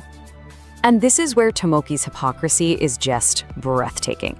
Okay, so check this out. First, he says that age doesn't matter. Being born earlier is irrelevant, he says. But then, in the very next breath, he pulls a 180 and argues that his social status as the hero is way higher than a mere merchant like Makoto, so actually, Makoto should be the one using formal language with him. He completely twists the logic to suit himself. It's wild. And this is the moment Makoto has his final, damning realization about this guy. He gets it now. Tomoki isn't just rude. He's the kind of person who literally bends reality and logic to fit whatever he wants. He's got double standards, triple standards, heck, quadruple standards. Makoto realizes there is just no way to have a normal, rational conversation with him. It's impossible. So just as Makoto is trying to wrap his head around this, Tomoki says he has a firm request to make, and then he says it. And Makoto's brain just stops, like blue screen of death. The story says his head went completely blank. The request was so absurd, so completely out of left field, that it literally short-circuited his brain. And what was that request? Not for some rare item, not for a business deal. Nope, he asked for one of Makoto's most powerful and loyal companions, Tomoki. The so-called hero of the empire looks Makoto dead in the eye and demands, "Give me Tomo." I mean, What? It is an absolutely insane, unbelievably arrogant demand, and that is the cliffhanger that leaves us on. What on earth could he possibly want with Tomo? We're left to wonder. All right, for anyone out there just waiting for Season 3 of Tsukimichi, there is one scene, one quiet, closed-door meeting that completely changes the game for Makoto Misumi. It's his little sit-down with the hero of the Empire, Iwahashi Tomoki. And today, we're gonna break down the absolute step-by-step humiliation that's about to unfold. So, picture this. The conversation kicks off with this line, right here. No hello, no how are you, just pure, unadulterated arrogance. Tomoki thinks he's the one in charge, that he holds all the cards. He's about to make Makoto an offer, something he truly believes is a great deal, but what he asks for is so insane, it leaves Makoto just completely speechless. And there it is, the big ask. Tomoki wants Tomo. His charming eyes didn't work on her, so now he's trying to trade for her like she's some kind of rare item. I mean, can you even believe the nerve? For Makoto, this is so absurd, his brain almost short-circuits. It's like a spoiled kid throwing a tantrum because he couldn't get the toy he wanted. The sheer stupidity of it all just leaves Makoto stunned into silence. Okay, so let's get into the nitty-gritty of this so-called proposition, because this is where Tomoki really shows his true colors. He thinks he's being incredibly generous, offering up what he considers his top-tier assets for the one woman he couldn't control. So what's his side of the bargain? He lays it all out.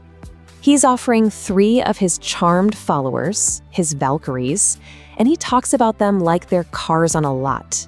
He boasts about their levels, all over 400, and even breaks them down by type. And if that's not enough, he offers to give Makoto a personal tour of his entire harem so he can pick out whoever he wants. He's literally treating these women like livestock. But while Tomoki is doing his whole sleazy salesman routine, what's going through Makoto's head is the complete opposite. Tomoki isn't some follower, she's not an asset, she's family, full stop, an incredibly important part of his life. The very thought of trading her is just disgusting. You know, this entire negotiation was dead on arrival. There was never, ever a universe where this was going to happen. Now, Tomoki, being completely oblivious, takes Makoto's stunned silence in the absolute worst way possible. He doesn't see the disgust, he doesn't see the disbelief. Nope, he sees weakness, he sees fear. And he decides, you know what? It's time to turn up the heat. This just perfectly captures the huge gap between their realities. Tomoki's looking at Makoto and thinking, ha, got him. He's nervous. He's never dealt with anything like this. His followers even try their little seduction tricks, which do absolutely nothing. But in reality, Makoto is perfectly calm. He's just trying to process the sheer weapons-grade stupidity of this whole conversation before he gives his answer. And then he speaks. It's not a big speech, it's not a shout, just 2 simple, clear words. I refuse. Bam. Tomoki is so thrown off, he actually asks him to say it again, not because he didn't hear him, but because his brain just can't compute the word no. So Makoto says it again. End of discussion. And this, right here, is where Tomoki makes his biggest, most fatal mistake. He thinks he's got Makoto all figured out. He's apparently using some tool to read power levels, and he's come to the conclusion that Makoto himself is weak. So, his genius theory is that the only reason powerful beings like Tomoe follow him is because he has some kind of ultimate teaming ability. Meanwhile, Makoto's internal reaction is basically a one-word thought bubble: wrong. Just completely, utterly, laughably wrong about everything. But you know what? He doesn't correct him. He sees where this is going, and he decides to let the hero keep digging his own grave. So, thinking he has all the leverage, Tomoki plays his trump card. He gives the signal, and his Valkyries pull their blades, pressing them right up against Makoto's throat, heart, and wrists. Tomoki gets this little smirk on his face, thinking he's finally won. What he doesn't know is that those blades can't even scratch Makoto's passive magic armor. For Makoto, this isn't a threat, this is permission. Tomoki just fired the starting pistol.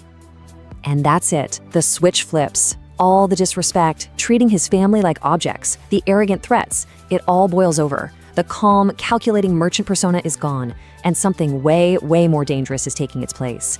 This negotiation is officially over. While he's pretending to think over Tomoki's terrible theory, Makoto is already moving. Not his body, but his magic.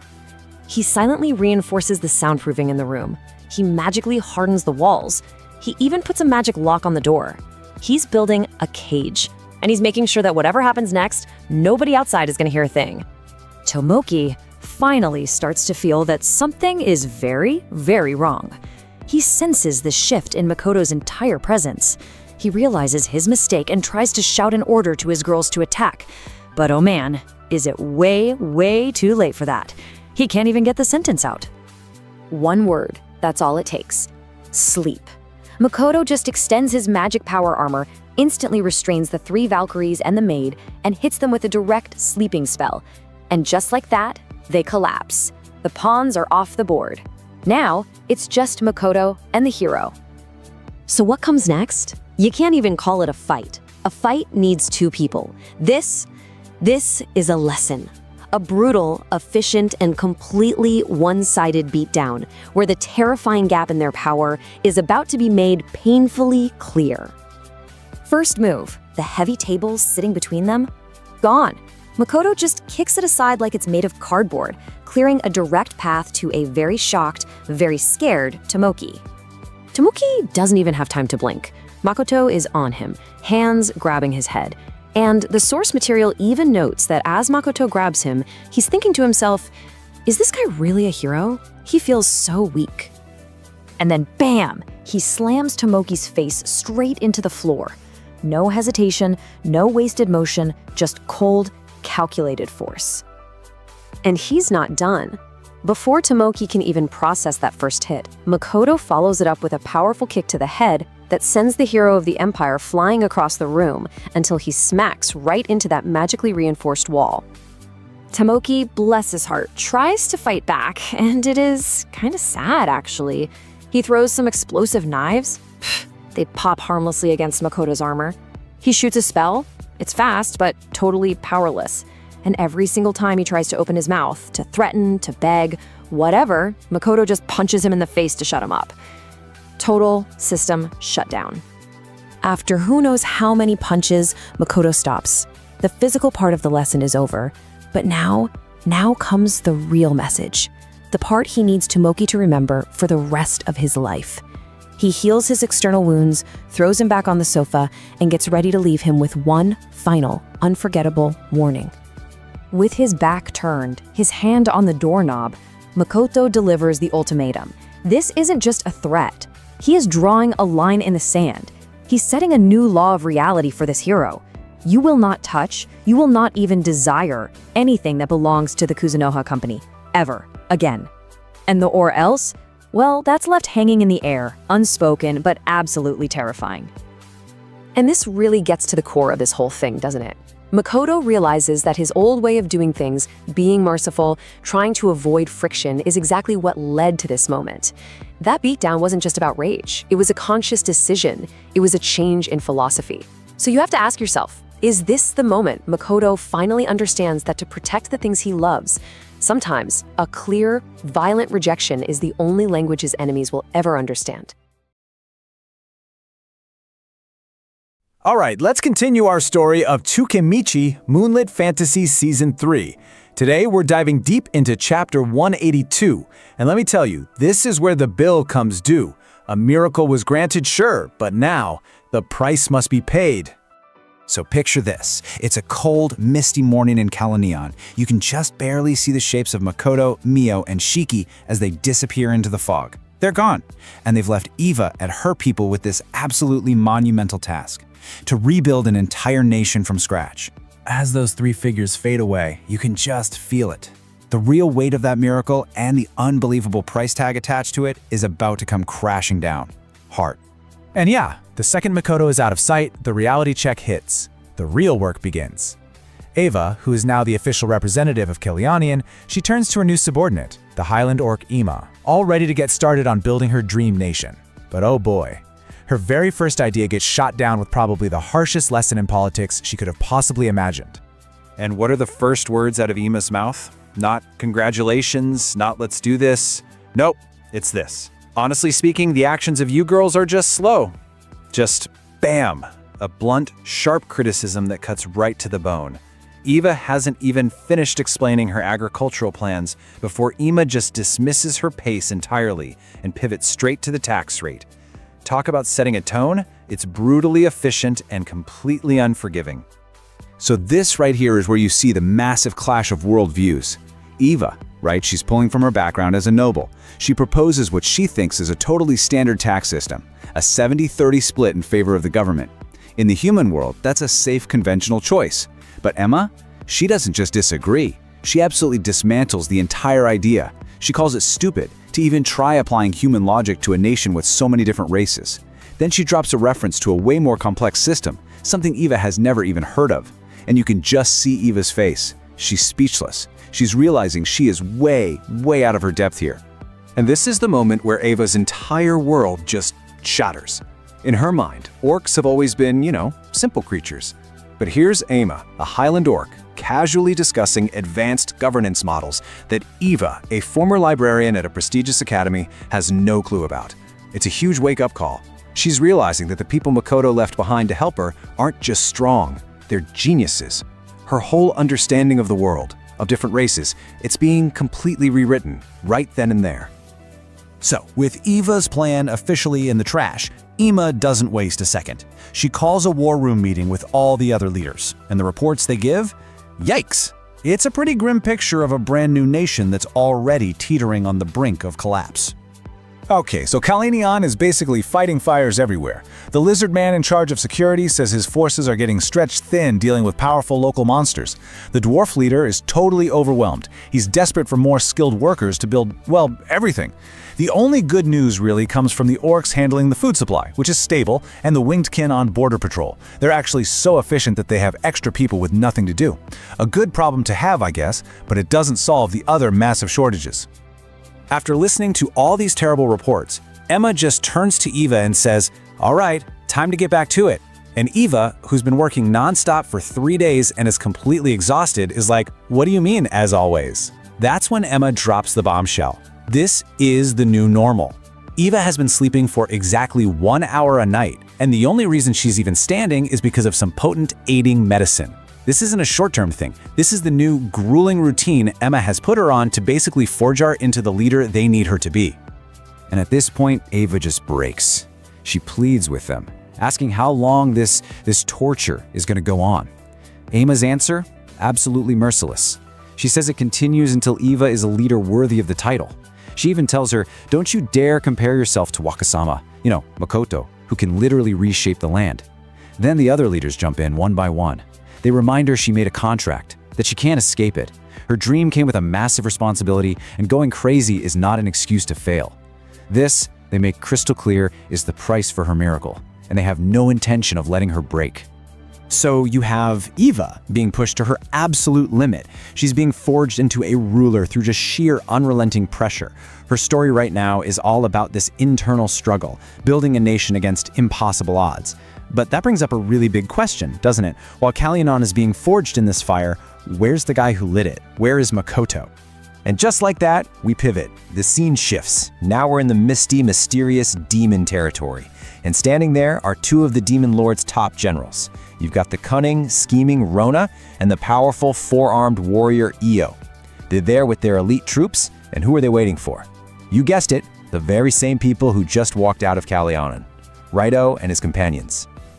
So while they're waiting, Rona and Io are talking, and their conversation is about a bunch of really unsettling things that have been happening right on their border, which, of course, is exactly where Kalenion now is. They're talking about how a massive cliff just appeared out of thin air, how one of their other generals, a guy named Reft, just vanished, only to reappear with total amnesia. And the most disturbing part? Every single scout team they've sent to check it out has been completely wiped out. They don't have solid proof connecting it all, but they're not stupid. They know this can't be a coincidence. Rona gives Io a warning, basically telling him not to start any trouble. But Io's reply is, wow, it's incredibly telling. He says that after what happened last time he ran into Raidu's group, he has zero hostility, no desire for revenge. The only thing he feels is dread. Just dread. And you have to remember, this is coming from Io, the ace of the demon army, one of their absolute strongest generals. It just perfectly shows you the kind of terrifying, overwhelming power Makoto's group has. They don't inspire aggression in their strongest enemies, they inspire fear. And right on cue, 3 figures emerge from the mist. It's Makoto, Mio, and Shiki. They've arrived, finally standing face to face with the demon generals. You can just imagine how tense the air is. You've got 2 unbelievably powerful groups about to start this diplomatic journey. Neither side really understands the other, but both of them are acutely aware of just how dangerous this situation is. Makoto kicks things off, apologizing for being a little late, and then the formal introductions begin. Io is all business, very professional, laying out the travel plans. Rona, on the other hand, is a lot more direct and frank in her welcome. And on Makoto's side, you see their personalities too. Mio introduces herself, and she's just ice cold. Shiki, though, is composed and perfectly polite. So right away, you're seeing the different dynamics of all 5 of them, and it really sets the stage for what's going to be a very complex trip. So, with those tense but proper introductions out of the way, Io gives the signal to move out. The demon troops fall into formation, and this is it. For the very first time, Makoto, acting as Raido of the Kuzunoha Company, takes his first official step into the heart of demon territory. The long journey to meet the Demon Lord has officially begun. Makoto and his companions were heading north, deep into the territories of the demon race. And that's exactly where we're picking things up today. So yeah, we are talking about a journey into literal darkness, a pretty cold-blooded betrayal, and a secret. Oh man, a secret that is going to rock the very foundations of this world. Let's get into it. You see, Makoto's trip north, this is not just some simple diplomatic mission. No, this is a full-blown test of his true nature and his power, with consequences that are going to ripple all the way to the top. So first up, journey through eternal night. As Makoto travels alongside the demon generals Io and Rana, he very quickly starts to realize that the northern lands are, well, they're unlike anything he has ever experienced before. I mean, just look at this. The environment is absolutely brutal.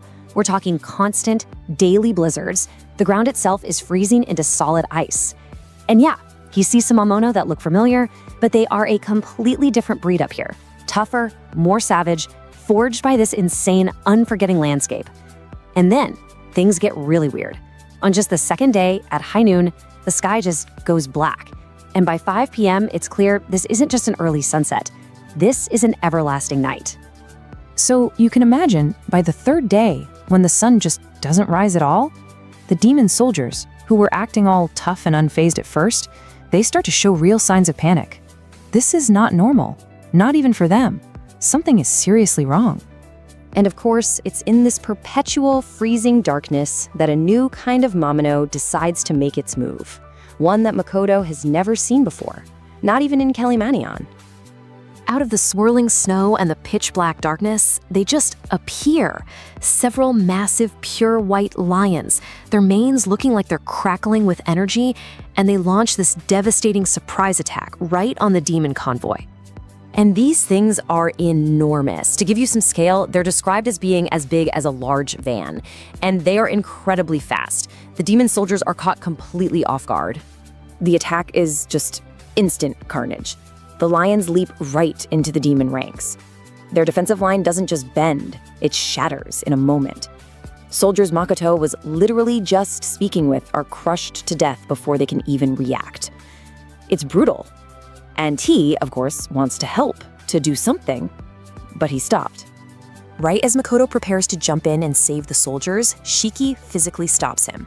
Shiki is sensing that there is way more to this attack than what's on the surface. You've got these 2 totally different perspectives clashing. Makoto's first instinct is, we have to help our allies. He sees a tragic, random attack. But Shiki, he sees the situation completely differently. To him, this isn't random. This is a performance. It was anticipated. And most importantly, they are being watched. And Shiki explains his theory right then and there. This was Rona's play. He believes the demon general orchestrated this entire attack for one reason: to gauge Makoto's power and to force his hand, to make him reveal what he's capable of. And look, Shiki isn't just pulling this out of thin air, he lays out the evidence. First, the demons actually handled the lions themselves, without ever asking for help. Second, that barrier they had against the cold, it never even flickered during the battle. Third, the soldiers rearranged their formation way too quickly, almost like they expected casualties. And the biggest red flag? Several of the soldiers were just watching Makoto's party through the whole fight. So it's pretty clear what's happening. The ambush, the sacrificed soldiers, even the weird way Io and Rana greeted them, it's all part of this twisted plan to test Makoto's value. This isn't about making friends. You gotta remember, the demon race is locked in a brutal war. Securing a power like Makoto could be the key to their survival, maybe even victory. They are desperate, and they are absolutely willing to sacrifice their own people to get him. Okay, so let's hit pause on that for a second. Because while Makoto is being tested up in the frozen north, his past actions have already sent massive shockwaves through a meeting of the world's most powerful beings. So, picture this. The superior dragon grunt, also known as Sandwave, storms into a room, and she is absolutely furious with Root. She's yelling at him for sending some out-of-common-sense individual into our territory and just making a complete mess of things. That individual, of course, is Raido. But Grount is stunned to find that Root isn't alone. With him is another old friend, the superior dragon Shen. Only she says she's not Shen anymore. She introduces herself as Tomei and declares that she now serves a new master. You can just see Grount struggling to process what that even means. Well, Grount's personal problem about this intruder in her desert, it's about to be completely overshadowed by a far more terrifying revelation from Root. Grount starts describing her own battle with this Raidu guy, and she calls it the most despairing experience of her entire life. It was a complete and utter defeat. Her powerful fire couldn't even flutter his clothes. Her magic just fizzled out before it reached him. Her own claws and fangs couldn't leave a single scratch. In fact, her assault was so useless that her own nails cracked and broke against his body. And just as Grount is processing her own humiliation, Root casually reveals something so much worse. He says that Lancer, Waterfall, Nightclad, and Crimson Red, 4 other superior dragons, have all been defeated, hunted down, and reduced back to their eggs. Now, Grount immediately assumes Raido is the dragon hunter, but Root just clarifies, no, Raido wasn't the one hunting dragons. He was the one who defeated the monster that was powerful enough to hunt 4 superior dragons all by himself. Grount is just left reeling. She can't comprehend how any single being, let alone a human, could possess that kind of overwhelming, world-breaking power. The name just hangs in the air. Raido. A total mystery connected to this unbelievable level of destruction and power. And that's when Tomoe calmly drops the bombshell. She reveals that this unstoppable force of nature, this Raidu, is none other than her new master. And that's when it all finally clicks for Grunt, and her shock just echoes this monumental reality. A superior dragon, one of the world's most ancient and powerful beings, has willingly bound herself in service to a mere human. Now, this doesn't just upset the balance of power, it completely shatters the established order of the world. Gods, dragons, demons, they're the apex predators. For one of them to serve a human isn't just a power shift, it's like a fundamental law of their reality has just been broken. Alright, so Makoto Misumi has finally made it to the heart of Demon Territory, the capital city itself. After a long, really intense journey, he's about to stand face to face with the most powerful person in this entire land, the Demon Lord. But, this isn't going to be some simple diplomatic meeting. As we're about to see, this whole encounter is going to be anything but ordinary, and it all kicks off with a moment of pure, unadulterated humiliation for our hero. So we're jumping right in with Makoto in a state of absolute agony. I'm not talking a little uncomfortable. He is literally experiencing what he considers the single most embarrassing moment of his entire new life. So what could possibly be so bad, right? Is he being publicly shamed, forced to do something ridiculous? Oh, the reality is so much worse. It's a parade, a full-on public spectacle. Makoto, along with Mio and Shiki, is being carted through the streets in this open carriage that's so ridiculously decorated it looks like a mobile shrine. You've got crowds cheering, confetti flying, and for a guy who prefers to, stay in the shadows, this is an absolute living nightmare. And this is where it gets really funny. On one side, you have Makoto, who looks like he's about to have a full-blown panic attack. His face is just stiff. And on the other side, you've got Mio and Shiki, who are completely unfazed. I mean, Shiki is actually smiling and waving to the crowd like some seasoned politician. Their total composure just makes Makoto's internal screaming that much more hilarious. But you know, in the middle of all of his misery, Makoto actually makes this really crucial discovery about demon culture. At first, the crowd is just confused. They're looking at him and they see, well, nothing. They can't sense his power at all. But then, their eyes land on Mio and Shiki, and you can just see this wave of respect wash over them. And that respect, it flows right back to Makoto. It's this fascinating insight. For demons, power is absolutely everything. It's the ultimate currency, and it's the only thing that earns you their admiration. So once the parade from hell is finally over, Makoto and his followers get ushered into this private room inside the castle. He can finally take a breath, but his mind is already racing. This whole ordeal, it just felt too orchestrated, too perfect. Was this really just a warm welcome, or was there something more going on here? And yep, Shiki confirms his suspicions. Not only was the parade a carefully planned event, but that super warm reception they got in the village the night before, also part of the act. This wasn't just some friendly gesture. It was a masterfully executed political play from the very beginning. So what was the end game here? Well, Shiki lays it all out for him. First, it was to show that the demon race is a totally united front. Second, to prove that the Demon Lord is a capable and respected ruler. And third, to show off the unwavering loyalty of his people. It's a brilliant piece of political theater, and you can bet the intended audience was Makoto himself. But here's the real kicker. This isn't just smoke and mirrors. Shiki points out that the capital is a total melting pot of different demi-human races, and they're all living together in harmony. So this isn't just some big PR stunt. It's a testament to the Demon Lord's incredibly effective and inclusive rule.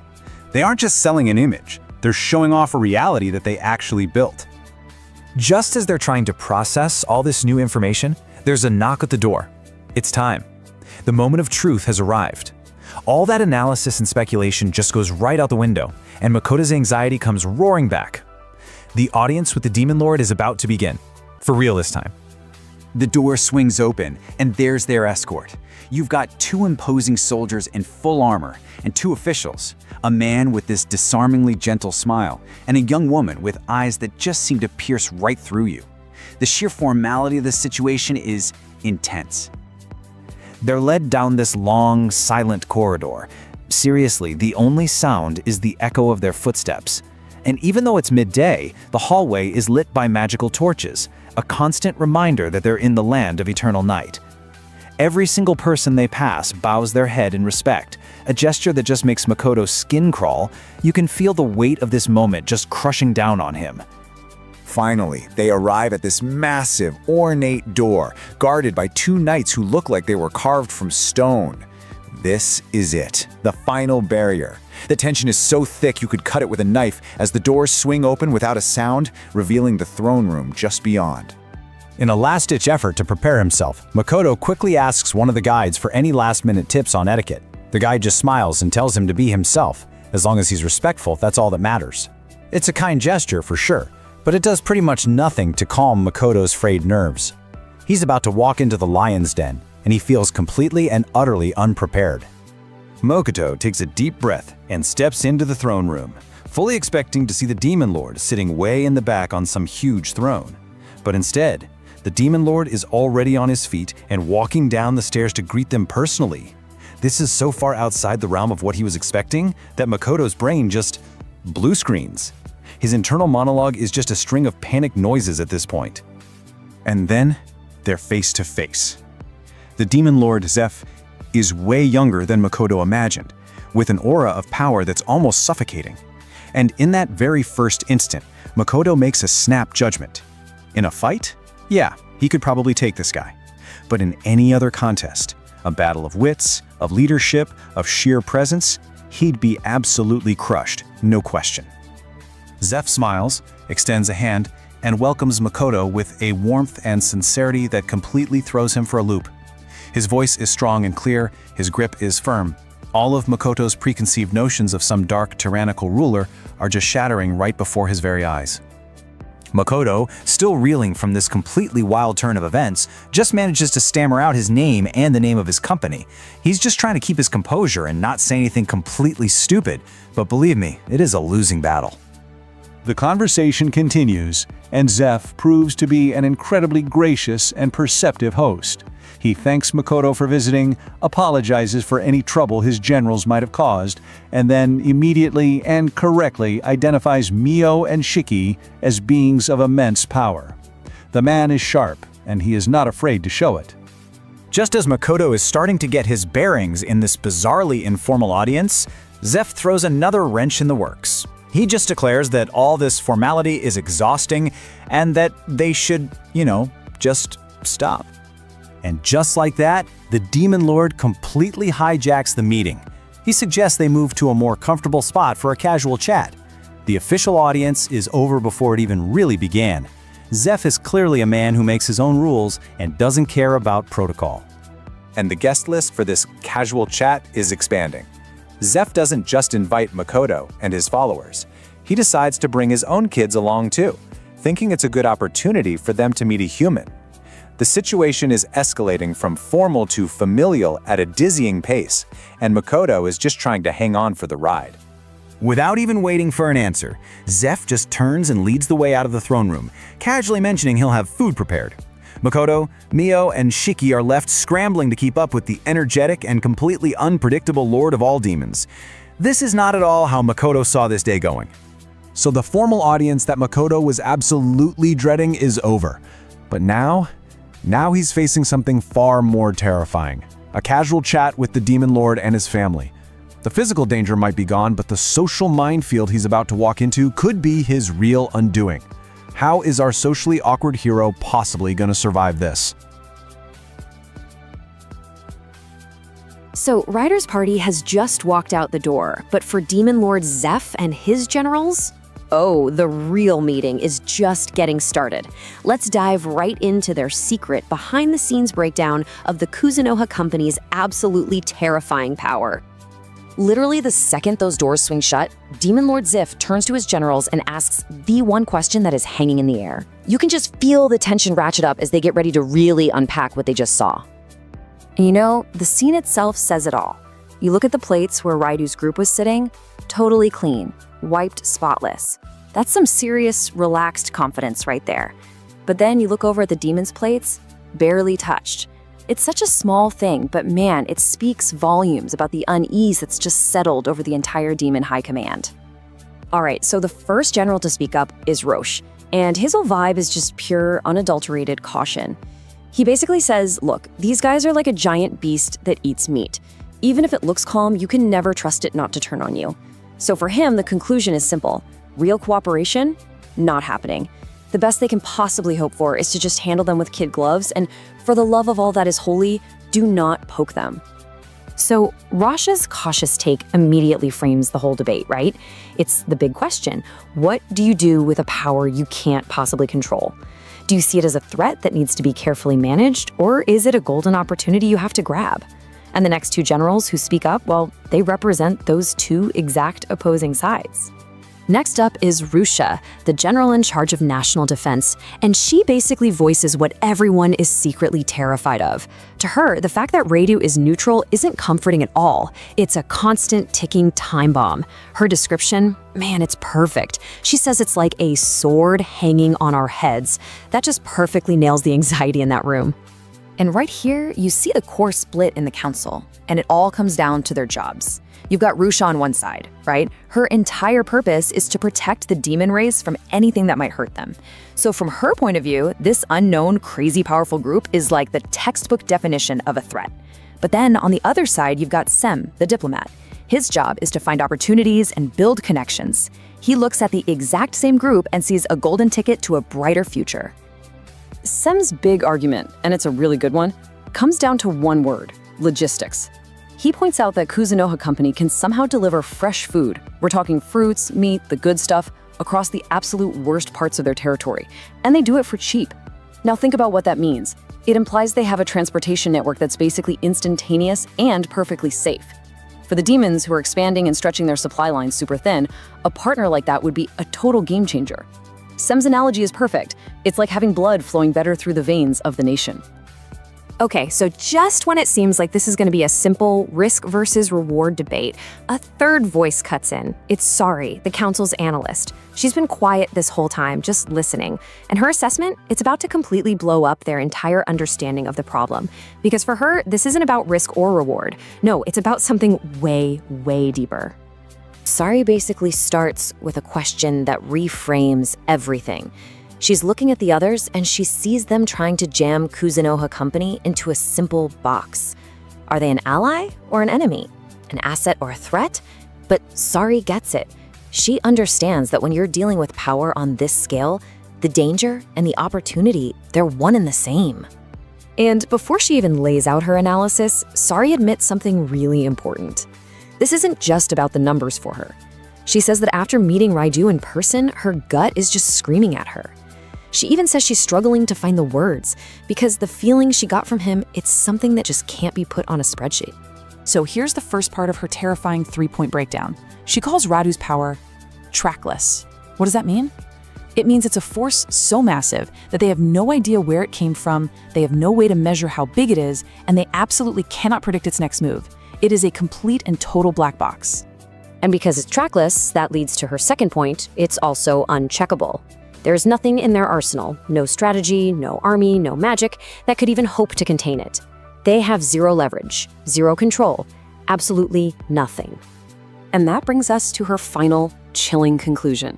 A power that is both trackless and uncheckable is, by its very definition, unstable.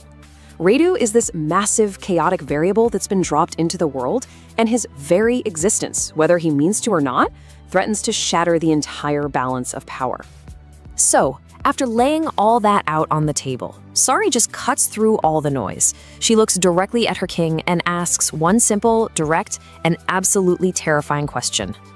I mean, this is the kind of question that could get you in deep trouble, but it had to be asked. She forces the Demon Lord to face the cold, hard, military facts. You could hear a pin drop in that room. Everybody just holds their breath. They've gone back and forth, they've argued, but now it's all on the Demon Lord. It's time for his final verdict. And his answer? Well, it's about to reveal that he knows a lot more about Kuzunoha's power than any of his generals ever suspected. He doesn't even hesitate. There's no but or if, just a blunt, shocking admission. He's basically conceding defeat before a war has even started. The Demon Lord himself, the strongest person they know, just says it flat out. If we go to war with Kuzunoha Company, we won't win. And then Zeph drops the real bombshell. He reveals that two of their absolute top generals, Io and Rona, have already fought Raido's group.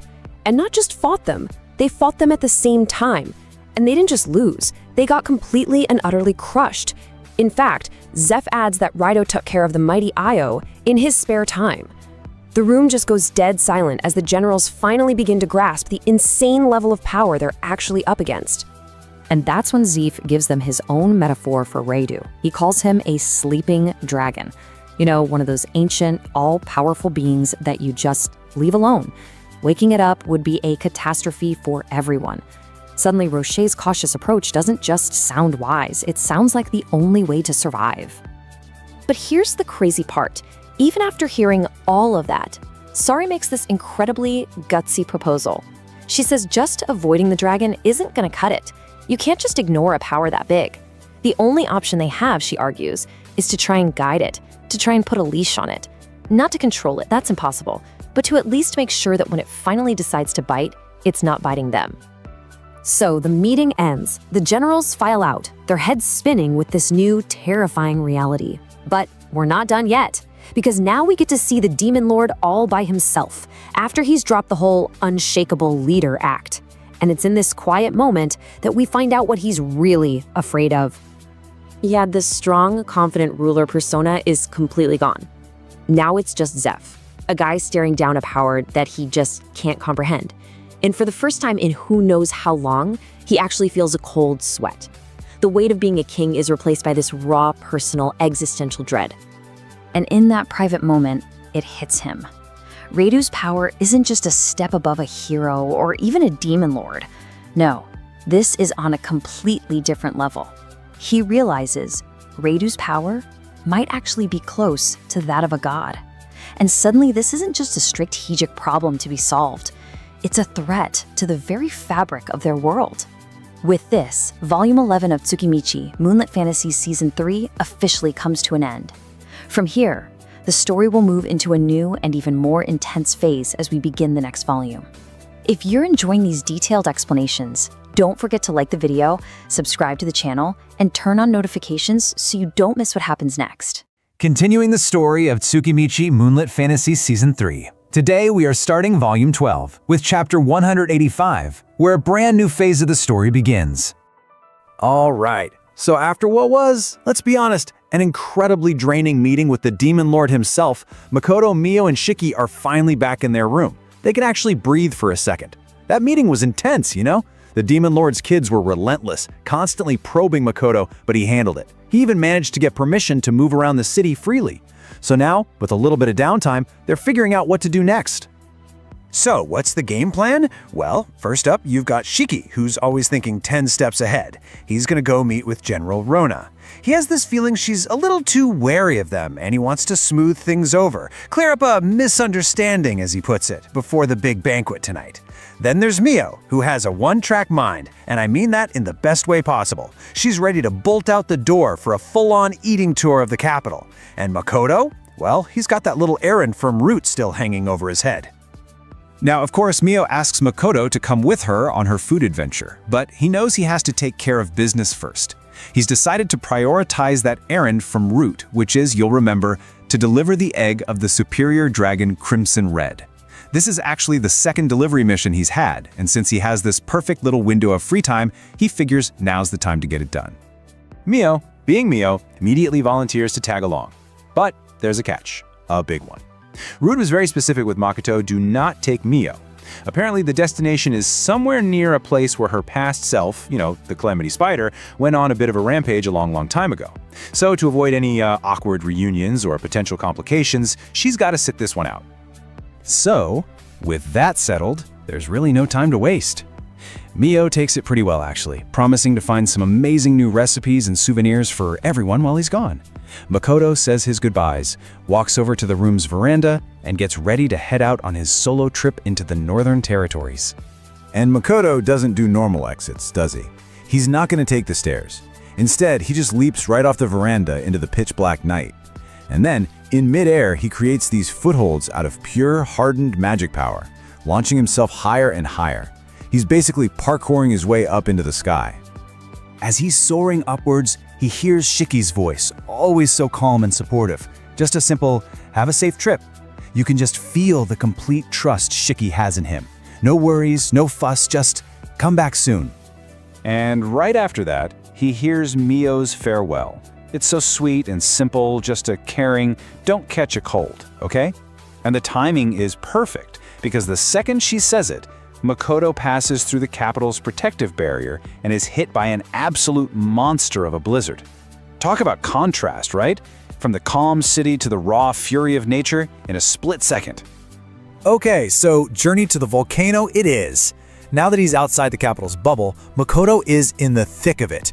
It's a relentless snowstorm, the city lights are gone, and it's just total darkness and swirling snow. He knows that without his magic, he'd be lost in seconds, but he's smart about it. He puts a magical marker on his target way off in the distance, so he knows exactly where he's going. As he's flying through this chaos, Makoto starts thinking. He's comparing this experience to crossing the White Desert, and honestly, he feels like this biting, freezing cold is just as hellish. The difference though? The desert was all about that oppressive heat and the hidden monsters. This is just a straight-up battle against the raw, untamed power of nature itself. And as he's flying, a pretty logical question pops into his head. I mean, think about it. Crimson Red is a fire dragon, the classic flame-breathing red dragon. So why in the world would its egg need to be delivered to a frozen volcano in the middle of a blizzard? The map just isn't mathing. It makes no sense. After flying for a while, he finally sees it. At first, it's just this faint pinkish light in the distance. But as he gets closer, it grows into this incredible bright red glow that just cuts right through the storm. He realizes it's a mountain. A massive, unbelievably tall mountain that's shining like a giant ruby in the middle of the night. He touches down at the base of the mountain, and the ground itself is all glittery and red. And for just a second, the old Misumu Makoto from Japan comes out to play. He has this totally human thought, wait, if this is actually Ruby, I could be a billionaire. He even thinks about maybe doing a little harvesting on his way out. It's a great little reminder that under all that power, he's still just a regular guy at heart. All right, so the Guardian of Azuma. After shaking off those get-rich-quick thoughts, Makoto gets back on mission. He uses his perception ability, Sakai, and just expands it to scan the entire mountain at once. It doesn't take long to find what he's looking for, a cave entrance about halfway up, with less than 100 life signs inside. He makes a beeline straight for it. The second Makoto steps into that cave, everything changes. It's a total bait and switch. The outside was this brilliant shining red, but the inside is this deep, stunning, breathtaking blue. And right away, it clicks for him. This is why they call it the Lapis Lazuli volcano. As he walks deeper into this blue wonderland, he senses someone coming to meet him. And the being that shows up is, well, it's bizarre. It's a humanoid figure made of some kind of blue, semi-solid, almost jelly-like stuff. It has the shape of a woman, but it's completely transparent and, yeah, totally unclothed. The creature asks his name, and Makoto launches into his formal introduction. And you can just feel his internal panic here, because he almost forgets to add the honorific Sama when he says crimson red. He made a promise to himself to be more careful after his last delivery, but seeing this weird jelly person almost made him slip up. So Makoto finishes his intro, but the Guardian's response just throws him for a total loop. She looks at the egg and asks, is that Azuma-sama? And that name, Azuma, it just hits Makoto like a ton of bricks. It's a name from Japan, a name that's deeply nostalgic for him. It was the name of a close friend. And that's when the big reveal drops. The Guardian confirms it. The superior dragon Crimson Red's true name is Azuma. This is huge. It completely reframes everything for Makoto, giving him this strange sudden connection to the legendary dragon whose egg he's carrying. After he gets over his shock, Makoto presents the egg. And the moment the Guardian sees it, her whole form just ripples. You don't need a face to see the pure awe. Even in egg form, she can feel its incredible power, its authenticity. She immediately apologizes for ever doubting him. So, with the egg confirmed, that's it. Mission successful. The Slimekin Guardian formally welcomes him and invites him deeper into the volcano to meet the others. It looks like this delivery is going to be way smoother than the last one he had to do. But you know Makoto. His brain never stops working. As he follows her, his mind is already racing with a million thoughts. He's wondering if he can maybe snag a piece of this blue rock as a souvenir. But he's also thinking about Root, wondering what exactly that sneaky dragon told these people. He is determined to avoid another pointless fight like the one with Grunt. And on top of all that, he's on a deadline. He's got to get back for that banquet with the Demon Lord. For now, though, he can finally take a breath. That was a tough journey, but the delivery itself, perfectly peaceful. The second of Root's mysterious errands is officially complete. And as he's walking through these absolutely breathtaking blue caverns, Makoto actually lets himself relax for a moment and just enjoy the incredible scenery. So, the mission was a success. The egg is safe, but it leaves us with this one giant nagging question. Yeah, delivering eggs seems simple enough, but let's be real, this is Root we're talking about. Nothing is ever straightforward with him.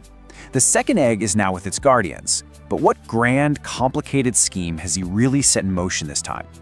Take a look at the Kuzunoha Company's Rotsguard store. Right now, it's operating with a massive vacuum and manpower. Both the manager, Shiki, and the primary logistics handler, Lime Latte, are away on separate missions. Without them, the storefront is struggling to keep up with an endless swarm of customers. Aqua and Eris are running entirely on fumes. They are staggering through the aisles and dealing with a relentless wave of buyers, pushed to the absolute brink of physical and mental collapse. This graph maps what's happening inside. Customer volume skyrockets against plummeting employee stamina. Unchecked, stamina drops to 0. But right here, it hits a hard plateau. That flat line represents Rido's daily sales limit, the single cap keeping the staff from a total breakdown. Eris is so desperate for relief that she's already dreaming about clocking out and downing a lime-flavored Banana Bliss, a cocktail invented by their missing coworker. Which raises the question, where exactly is Lime while his coworkers are struggling? The Rotsguard store's reputation has outpaced its local capacity. Without Raido's inventory limit acting as a pressure valve, the remaining employees would have simply collapsed before the day was over. Miles away in the foreign streets of the Laurel Union, Lime isn't mixing drinks. He's taking a casual evening stroll alongside Otonashi Hibiki, the chosen hero of the Limia Kingdom. Hibiki is a pragmatist, about personal matters. When discussing her party member Bretta's romantic feelings for her, she explains her plan to definitively reject him.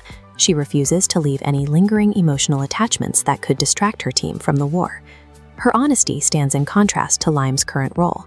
He claims he's simply running a preliminary scouting route for a new storefront. In reality, he's executing a covert intelligence mission for Tomoe, gathering data on the hero's growth and psychology. Their walk leads them to the massive stone steps of a spirit religion temple. Their objective is to retrieve Hibiki's party member, the young priestess Chia, who has been completing a training ritual. But the moment they step through the doors, the atmosphere fractures. The physical space of the temple begins to visibly fluctuate, warping the corridors into an unstable maze. This schematic shows what is actually happening to the architecture. A spatial isolation barrier, represented by the creeping red perimeter, is overriding the temple's dimensions. Lime detects this advanced trap and maps its scale moments before the hero even registers a threat. Detecting a high-level spatial isolation barrier before the hero even registers the change in the air demonstrates that Lime's tactical instincts are tuned for the battlefield, regardless of his merchant cover story. Hibiki and Lime immediately break into a sprint. They navigate the shifting corridors side by side, quickly eliminating hostile monsters that shouldn't exist inside a holy site. As they run, Lime observes his partner's performance. Hibiki pushes her physical limits, yet Lime matches a hero's full-speed sprint, step for step, without disrupting his breathing. They kick open the main altar room doors and find Chia. The young priestess is pinned down behind a glowing defensive barrier, surrounded by 3 hostile demons. Chia survived by relying on strict logic.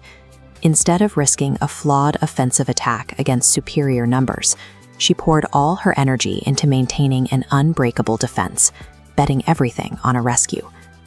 Watch this sequence closely. The silver belt at Hibiki's waist activates, and she glows with a brilliant silver light. She vanishes into a seamless streak of speed, cutting through the 3 demons before they can even process the attack. For Lime, the display is concerning. Even with his eyes trained by Tomoe, Hibiki's movement speed completely bypassed his visual tracking. If she had targeted him, he wouldn't have been able to launch a counterattack. With the threat neutralized, Chia drops the barrier. She shares a quick reunion with Hibiki, but then the young priestess turns her gaze directly toward Lime. This diagram illustrates Chia's newly awakened ability, the Mind's Eye. This beam of light effortlessly pierces through multiple shield layers, representing Lime's mental and magical espionage protections, to illuminate the hidden reality beneath. The truth Chia sees within Lime's soul is undeniable. She describes a large tree, a dragon, and welcoming rain. These are the direct spiritual signatures of his true masters, Makoto and Tomoe. Lime's cover is compromised by a power that ignores standard defensive magic. Recognizing his exposure, he makes his excuses to the hero and begins a rapid tactical retreat to report the breach. Chia's identification of the spiritual ties to Makoto and Tomoe means Lime's anonymity is gone. While he secured his data, the Kuzunoha Company's shadow operations are now under the direct scrutiny of the hero's party. Back in Rotsgard, the Kuzunoha Company's storefront is buckling under its own success. Employees Aqua and Eris are physically exhausted, pleading for the closing bell as customers flood in. Meanwhile, miles away in the Laurel Union, company spy Lime Latte is having a completely different night. He is taking a calm, moonlit walk along with the Limia Kingdom's hero, Hibiki. Lime is officially there under a cover story crafted by Tomoe. He tells Hibiki he's scouting retail locations at the behest of a local VIP named Cyrits. The logic holds up, giving him total freedom to tag along and monitor the hero's movements without raising suspicion. The reconnaissance ends as they approach the Water Spirit's temple. Lime immediately stops walking. Before anyone else notices a thing, his trained senses detect a massive, unnatural spatial barrier isolating the sacred grounds from the rest of the city. Recognizing the threat to her party member inside, Hibiki kicks into gear. She summons a silver wolf named Horn from her belt, and the two sprint into a temple that has abruptly twisted into a hostile, shifting dungeon. As Hibiki pushes her pace to the limit, she notices something unnerving behind her. Lime is matching her hero-level speed step for step. He isn't out of breath. He's analyzing her movements, adjusting his stride effortlessly, and tracking threats before they even appear. Hibiki is a hero of a nation, fueled by divine power, but beside her is a man who takes orders at a counter, and he's matching her stride without even breathing hard. Bursting through the final doors, they find Chia the priestess trapped inside a defensive barrier. She is surrounded by 3 demons, all of them forming a fatal spell. Chia recently awakened the Mind's Eye, a power allowing her to see any target's true nature. It worked a little too well. It stripped away the disguise of the demons hiding in the temple, forcing them to attack her to protect their cover. Seeing her comrade cornered, Hibiki's silver belt flashes, wrapping her body in armor. In a microsecond strike, she blitzes across the room, severing 2 of the demons before they can even process the movement. Lime watches the carnage without blinking. His internal assessment is blunt. If he made a mistake and had to fight Hibiki at that speed, he would likely be dead before he could draw his katana. With the threat neutralized, an exhausted Chia looks at Lime and mutters a cryptic, trance-like vision.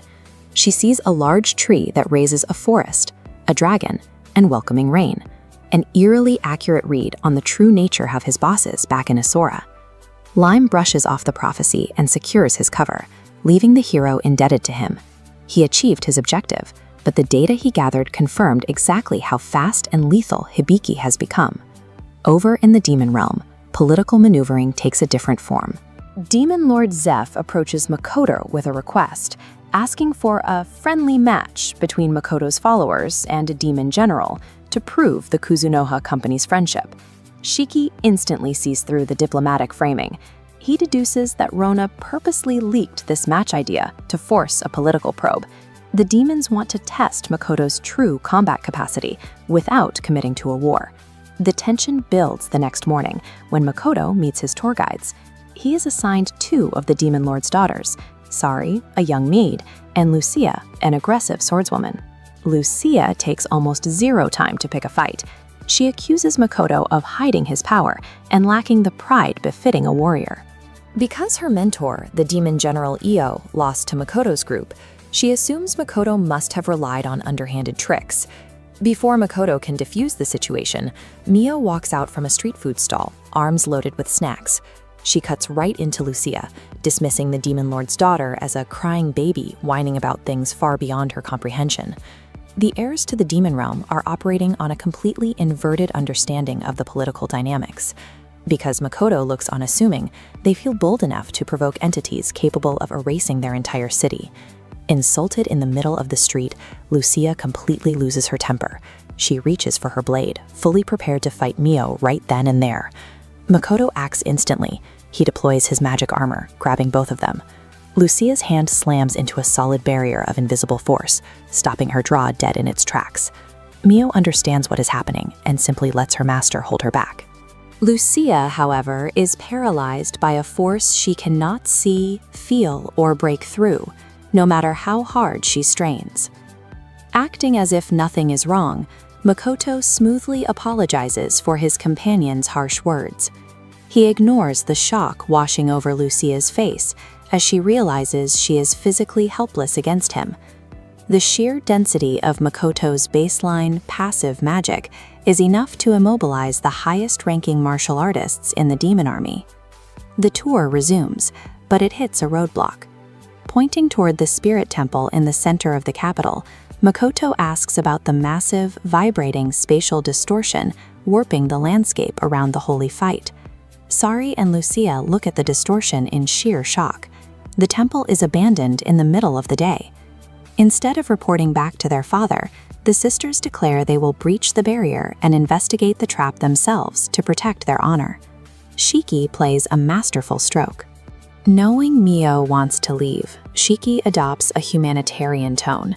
He argues that innocent demon lives might be at stake inside, convincing Makoto to join the rescue mission as a gesture of goodwill. Shiki expertly manipulated the board, reframing a dangerous, unknown magical trap into a noble rescue operation. He guarantees the Kuzunoha Company will walk out as the benevolent saviors of the demon capital. Approaching the twisted space, Sari volunteers to clear a path. She focuses intensely, performing a long, exhausting magical chant just to carve a tiny, narrow hole through the warped barrier. Shiki takes one look at the narrow gap and remarks that it's a bit tight. Without muttering an incantation, he casually grabs the edges of her spell and snaps it into a massive, stable archway. Not to be outdone, Mio steps up. She silently fires a blast of pure darkness into the barrier, eroding the spatial fabric itself to tear open an entrance 3 times larger than Shiki's. Sari and Lucia are paralyzed by the scale of the magic. They spent their entire reserve of focus to create a hairline fracture in the space, only to watch the Kuzunoha staff expand and erode the barrier with a single, silent thought. Shiki politely gestures toward the tiny, cramped hole Sari originally made, cheekily suggesting that the sisters can use that one. He and Mio follow Makoto through the massive void they just ripped out of the air. By casually overriding the magical logic of a capital city, the Kuzunoha Company has signaled that they don't just participate in this world's power hierarchy, they exist entirely outside of it. Imagine stepping into a distorted pocket of space, where the air is trying to kill you. Solid chunks of rock and twisted metal dance through the sky, driven by a torrential storm of multicolored flames. This isn't just a chaotic environment. It's a temple overrun by rampaging fire and earth spirits, beings of pure elemental energy acting in a state of collective madness.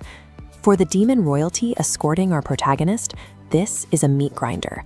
Princess Sari finds her adaptable magic completely overwhelmed by the sheer volume of attacks raining from all directions. Beside her, Princess Lucia lacks the extreme physical regeneration required to absorb this kind of relentless, compounding damage. Trapped in a collapsing defensive bubble, the princesses realize the math is working against them. Every counterattack exhausts their stamina, while the elemental wave simply resets and surges again. They reach a blunt strategic conclusion. To survive, they have to abandon the mission and retreat immediately. But then we look at Makoto, standing in the middle of this supposedly lethal crossfire. He is completely unbothered by the magic artillery exploding. In fact, his biggest internal complaint is how much he hates the damp, sticky humidity of underground caves. While the demon elite are frantically calculating their odds of survival, Makoto is doing a completely different type of math. He checks the time, decides to finish this quest as efficiently as possible, strictly because he promised his party they would be home in time for lunch.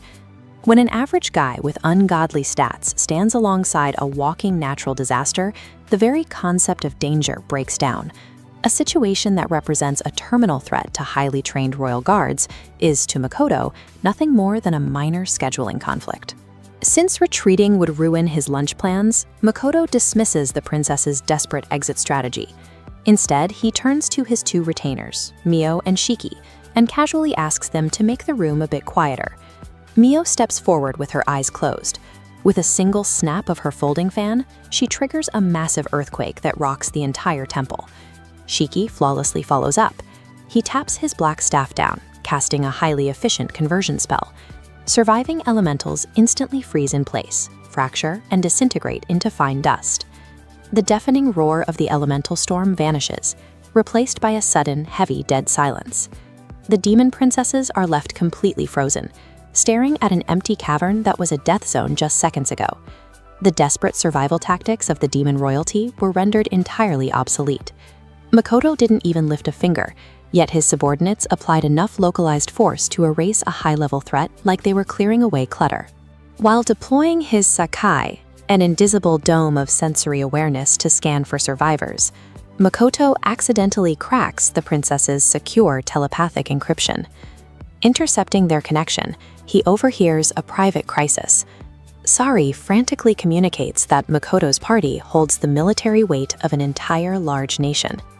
Lucia quickly processes the data and reaches a grim conclusion. Since there is 0 chance the demon army could ever match Makoto's group in physical combat, they have to pivot. They need to neutralize his threat through political assimilation. Her survival strategy is as extreme as it is practical. Lucia decides she will sacrifice her own future by offering herself as Makoto's bride. In her mind, an engagement is the only way to forge a permanent treaty and create a reliable geopolitical shield for the demon race. Makoto, who is intercepting every word of this, goes into an internal panic. Rather than feeling like a victorious conqueror, he is ethically horrified. In his modern, Earthborn mindset, the idea of marrying someone who looks like a child is an absolute non-starter. Lucia and Sari are mentally drafting a high-stakes peace treaty to prevent a potential massacre, while Makoto is busy visualizing a warm meal at the end of these stairs. In this temple, the gap between a casual errand and a national crisis isn't a matter of intent, it's just the natural result of Makoto standing in the room. The tension is violently interrupted by the arrival of the dungeon boss. Crashing through the walls is an earth-high spirit manifesting as a massive black beast. It has a thick mane, glowing eyes, and saber teeth, and the heavy, muscular build of a giant demonic cow charging at full speed.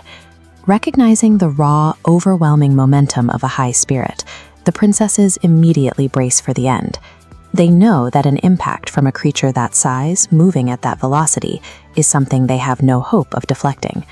Makoto doesn't flinch. Instead, he activates his magic armor. By materializing his vast reserves of raw mana, he constructs an invisible, highly condensed physical barrier that perfectly coats his body. The beast accelerates, and Makoto meets it head-on. Without drawing a weapon, he casually reaches out and grabs the razor-sharp horns with his bare hands, stopping the massive creature dead in its tracks as the stone floor shatters beneath his feet. The demons watch in absolute disbelief. Makoto didn't recite an incantation or cast a visible spell. He simply caught a god-tier entity like a baseball, relying on simple physical leverage and an invisible wall of magic power. With the beast struggling against his grip, Makoto gathers strength in his legs and drops his center of gravity. Accelerating steadily forward, he performs a sumo-style yorikiri push, bullying the massive monster backward across the entire length of the cavern. By treating a high spirit like an unruly farm animal, Makoto resets the power scale. For the demons, the question is no longer how to win a war, but how to exist alongside someone who makes their gods look fragile.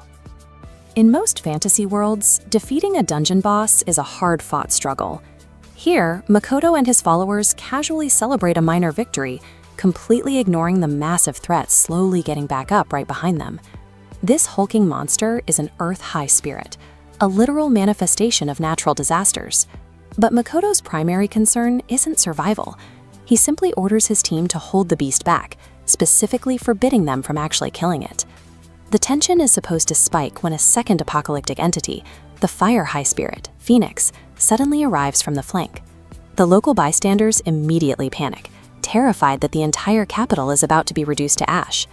Makoto hears the name Phoenix and is genuinely relieved. Rather than dreading a two-front war against nature's avatars, he considers it incredibly lucky because it saves him a trip to another dungeon to find it. Before Makoto can even assign targets, Mio aggressively intervenes. She decides she is more in the mood for bird than cow, claims the phoenix for herself, and bullies Shiki into dealing with the giant earth beast completely solo. This opening sequence perfectly captures the specific charm of the story. The tension doesn't come from whether the heroes will survive. World-ending apocalyptic threats are treated as nothing more than minor scheduling inconveniences. As the fight begins, we shift to the perspective of Sari, a demon race observer. She quickly realizes that measuring these fighters using established benchmarks, like a demon general's power, is entirely useless here. Shiki is undead, tied permanently to the earth element. The behemoth is the pinnacle of that element, so standard rules dictate it completely crushes him. Yet Shiki breaks this logic, simultaneously stacking 4 complex enchantments in a split second to bridge the gap. The behemoth isn't mindless, though. It senses the danger and focuses its massive horns into a concentrated beam, shattering one of Shiki's newly formed magical rings and threatening to collapse his entire delicate spell structure. Shiki's reaction completely throws Sari off. Instead of retreating to recast his ruined spell, he abandons ranged magic entirely, summons a massive greatsword, and charges directly into wild physical combat with the giant beast. The recklessness catches up with him. The behemoth's massive fangs clamp down, devouring Shiki in a horrifying crunch, sending Sari into a sheer panic. But Makoto simply watches, completely unfazed. The devoured body was merely a clay decoy. From the sidelines, the real Shiki safely completes his incantation, erupting massive, unbreakable magical chains from the ground that fully wrap and completely neutralize the giant earth beast. Shiki's victory reveals a disturbing reality. Kuzunoha fighters operate on a level of tactical complexity that actively exploits and breaks the fundamental rules of the world's magic system. Up in the sky, Mio's battle against the Phoenix requires a totally different approach.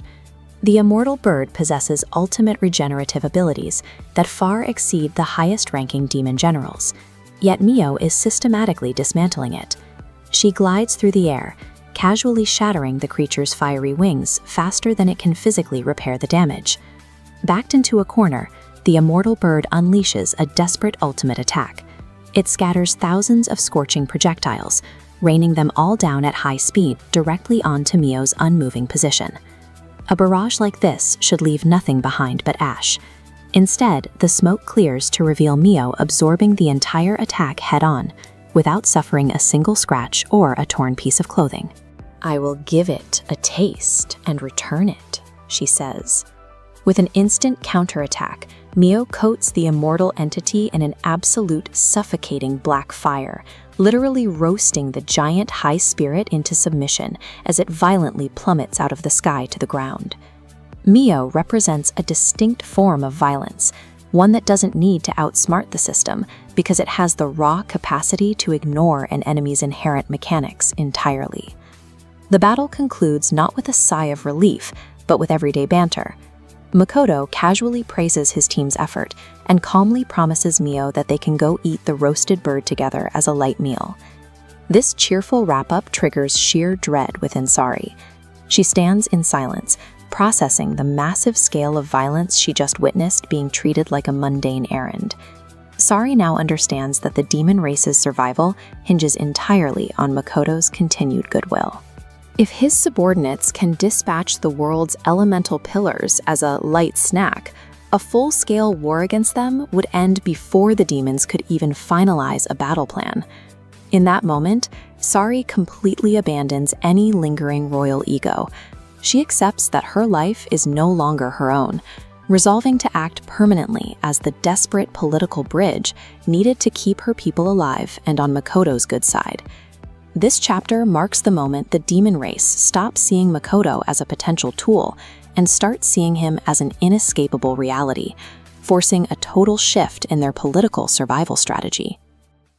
Inside the Demon Lord's war room, Zeph listens intently as his daughters, Lucia and Sari, report on the chaos at the Spirit Temple.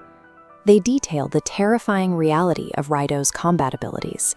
A single attack from the man wiped out thousands of common soldiers in an instant, proving the wild rumors surrounding his destructive potential were undersold.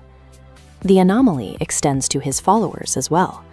Shiki, for instance, is an undead lich, a creature with a strict ceiling on its magical capacity. Yet he successfully suppressed the Earth-High Spirit Behemoth using prohibited curse magic and close-quarters swordsmanship. As one general notes, it was like watching someone extinguish a volcano with a torch. This data forces a rapid reassessment of the geopolitical landscape. With a tiny handful of individuals casually overpowering maddened high spirits, the Kuzunoha company possesses enough raw power to be classified as a literal third global superpower. Confronted with a group that breaks every established rule of magical combat, Demon Lord Zeph realizes that standard diplomatic maneuvering is completely useless here. Zeph pivots the council to a highly suspicious anomaly. This timeline illustrates the precise overlap between the sudden spike of the High Spirit Rampage and the Kuzunoha company's tightly scheduled visit to the temples. Because only a select few in Zeph's inner circle knew the exact timing of the visit, the incident was clearly an orchestrated internal coup. The traitor's strategy was simple: weaponize the maddened spirits to act as a proxy executioner. If the spirits killed Reidu, the internal threat could eliminate a massive variable without directly implicating the demon military. Zeph is now fighting a high-stakes two-front war. He has to hunt down an elite internal threat in the shadows while managing a world-ending guest sitting right at his dinner table. To determine his next move, Zeph tests his daughter's loyalty, bluntly asking if they would be willing to marry Reidu to secure an alliance. Acting as the hardened military general, Lucia accepts the proposal instantly. To her, it is a necessary political sacrifice to keep a superpower aligned with their faction. But Sari shocks the War Council by flatly refusing the Demon Lord's order. She points to a single overriding deterrent to any marriage plot: Mio. Sari breaks down Mio's psychological profile. Unlike the calculated and logical Shiki, Mio operates entirely on raw emotion, deep jealousy, and an absolute devotion to Reidu. Sari also categorizes Reidu himself. Despite his terrifying magical output, he doesn't fit the conqueror archetype. In times of peace, he acts surprisingly childish, a late bloomer who seems genuinely overwhelmed by romantic advances. Sari concludes that forcing a political marriage wouldn't secure a military alliance. Instead, it would trigger an apocalyptic retaliation from a fiercely jealous Mio, wiping out the demon leadership from the shadows. We cut sharply from the tension of the War Council to the dinner banquet, where Makoto is sweating intensely as a smiling Zeph aggressively pours him massive amounts of alcohol. Zeph weaponizes the awkwardness of the situation, fast-talking Makoto and loudly insisting he take one or both of his daughters as wives. Makoto desperately tries to firmly reject the offers. He hides behind his civilian status, insisting over and over that he is just an ordinary, unskilled human merchant. Zeph corners him by asking what his specific type is. When Makoto gives a vague answer, Zeph smoothly suggests that Mio fits the description perfectly. Makoto immediately panics, stumbling to explain that their relationship is strictly familial.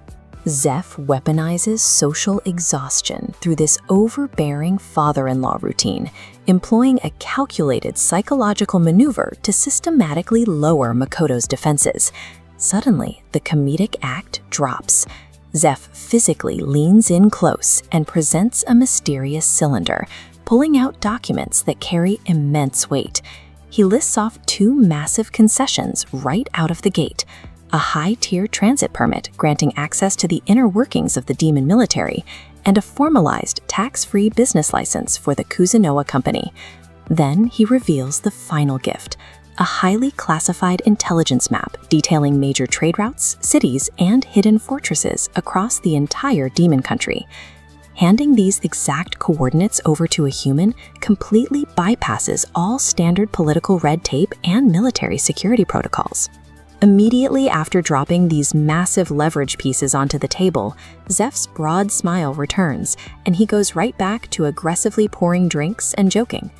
Zeph has successfully executed a flawless political trap. By handing over invaluable state secrets with zero formal procedure, he creates a debt so massive that Makoto literally cannot refuse to play along.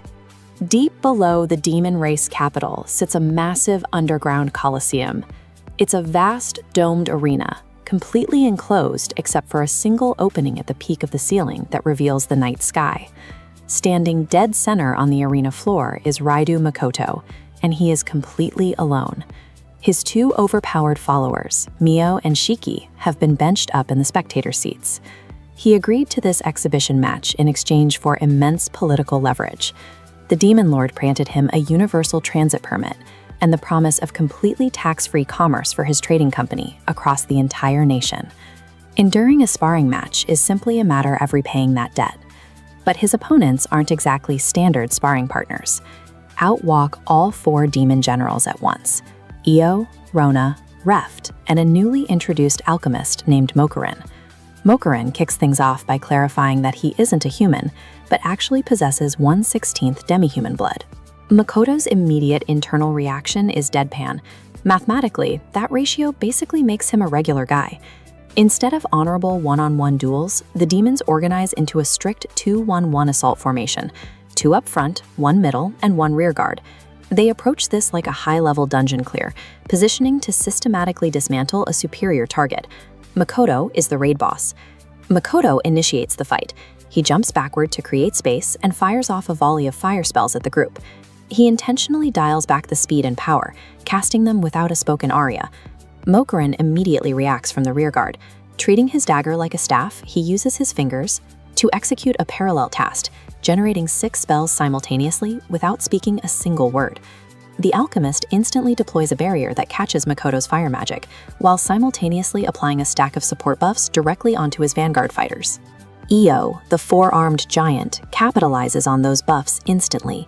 He closes the gap with terrifying speed, far faster than a creature of his massive build should move, and readies a point-blank physical strike. Makoto deploys his primary defense. A massive translucent suit of magic armor forms around him and effortlessly catches Io's incoming fist. Without breaking a sweat, Makoto uses the magic armor's hands to grab the giant. He aims Io squarely at the open hole in the dome's ceiling and hurls him into the night sky. Casually launching a heavily armored giant straight out of the arena proves that Makoto's raw physical strength operates on a completely different tier than standard combatants. With Io airborne, Makoto pivots to the second vanguard attacker, Reft. He attempts to use the exact same tactic, reaching out with the magic armor's giant hands to grab him, but Reft is a counter-expert. He uses his spear to perfectly parry the approaching magical hands, deflecting the overwhelming mass away. The spearmanship is incredibly precise. Reft's movements flow like art, and Makoto actually stops to watch. He becomes so fascinated by the technical mastery on display that he momentarily drops his guard. Nobody can overpower Makoto in a test of pure strength, but because he lacks refined martial discipline, exposing him to true technical artistry creates a very real opening. Rona exploits that exact opening. While Makoto is distracted by the spear play, she sneaks directly behind him and detonates a rapid series of high firepower explosions against a single concentrated point on his armor. The demons have locked him in a textbook pincer trap. Reft applies continuous aggressive thrusts from the front, while Rona hammers his back with heavy artillery. Makoto relies on brute force to break the pressure. He targets Reft and rapidly fires 5 point-blank blare spells directly at the spearman to force him to stop attacking. Sensing the shift in focus, Rona physically kicks off the outer shell of the magic armor, using it as a foothold to launch herself backward and out of Makoto's immediate range. Suddenly, 5 massive impacts strike Makoto's armor all at once. Those aren't Rona's attacks. They are Makoto's own fire spells that he just shot at Reft. The demons anticipated his brute force response and deliberately lured him into a magical reflection trap. This is the real danger of facing a highly coordinated raid party. They don't need to generate enough power to break through his defenses. They just need the tactical synergy to weaponize Makoto's massive magical output against himself. Before Makoto can fully recover from his own reflected spells, a sudden heavy spike in atmospheric pressure pushes down from the open hole in the ceiling above him. It's Io. He has perfectly timed his descent, utilizing the terminal velocity from his earlier ejection to drive a devastating high-speed downward punch straight into the top of the magic armor. Io immediately follows up with a heavy kick to launch himself away. The resulting kinetic shockwave is so intense that the distant spectator stands physically shake from the impact. Rona capitalizes on the absolute chaos. She smiles and taunts Makoto, openly mocking his inability to deal with complex tactical schemes. While Makoto recovers, a black, corrosive substance begins to expand across the surface of the magic armor. Dark red cracks spider across its surface, ticking down like a physical timer toward activation. Feeling the hostility radiating off the spell, Makoto takes emergency action. He instantly drops the concealment setting on his domain magic, Isekai, and fully shifts it over to maximum defensive enhancement. The time bomb detonates. A blinding red and black explosion engulfs his vision. It's a highly specialized anti-magic attack, designed specifically to violently scrape away the target's mana. The blast successfully tears away a massive chunk of the heavily enhanced magic armor. By perfectly chaining their individual skills together, the demon generals proved they possessed the precise tactical synergy required to genuinely threaten an impenetrable defense. Mokuren kicks things off with a ritual spell called Hail. It summons a raging storm of ice needles that immediately scrape through Makoto's magic armor, freezing his movements in place. Then comes the heavy artillery. Mokuren chants a parallel aria and triggers a spell meant for wide-scale castle sieges. Suddenly, a massive wave of muddled magma, speckled with bright red stones, pours down from the ceiling like a fiery meteor shower. A normal fighter would get out of the way. Makoto complains about the excessive force, forms two massive magical arms, and simply grabs the 5-meter-wide ball of molten rock right out of the air. He hurls the mass of lava right back. Instantly, the demon generals drop their offensive lines and fall into a perfectly coordinated defensive formation. Mokuren and Rona fall back, casting support buffs on the front line. Up front, Io activates his gauntlets. His entire body turns bright red, shifting into a heat-resistant, super robot-like state to catch the deflected lava with a bare, multi-armed grip. Without missing a beat, Reft focuses his aura and literally spikes the molten rock back at Makoto with his spear, turning the battlefield into a lethal, high-speed game of dodgeball. As Makoto prepares to catch the ricochet, Mokuren uses teleportation to flank him. Relying on a pre-stored catalyst spell on a piece of paper, he duplicates the lava ball, launching a second molten mass at Makoto from a different angle. The 4 heavenly kings of the Demon Lord are famously known for never getting along, yet this relentless, rapid-fire sequence of casting, intercepting, and counterattacking proves they operate with lethal, synchronized precision. Dealing with the pincer attack, Makoto deflects one of the massive lava balls with a backhand. He miscalculates.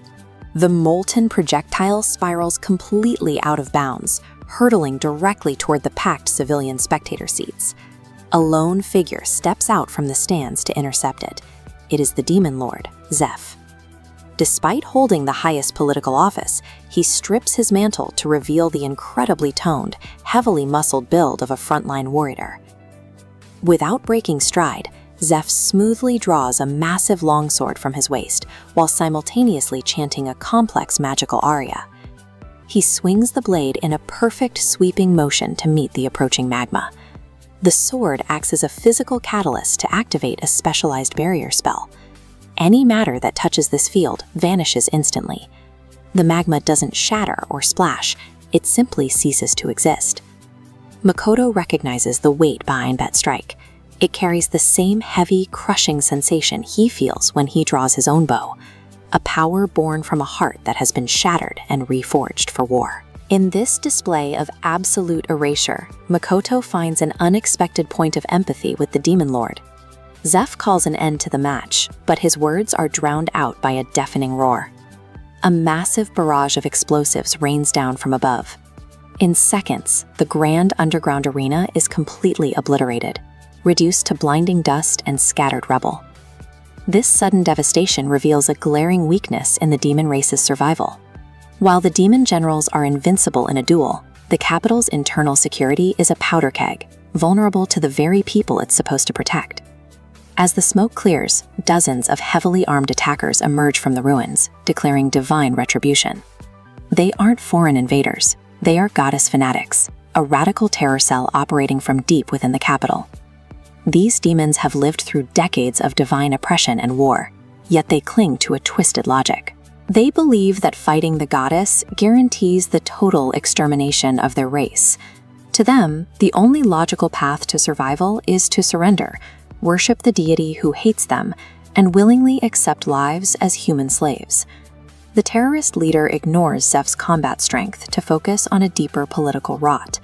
He accuses the Demon Lord of stripping away free will through a rigid system of societal engineering. Citizens are bound to inescapable labor roles dictated by measured aptitudes. If a child shows high talent, they are immediately taken from their parents to be groomed as government assets. The terrorist leader screams his final accusation across the rubble.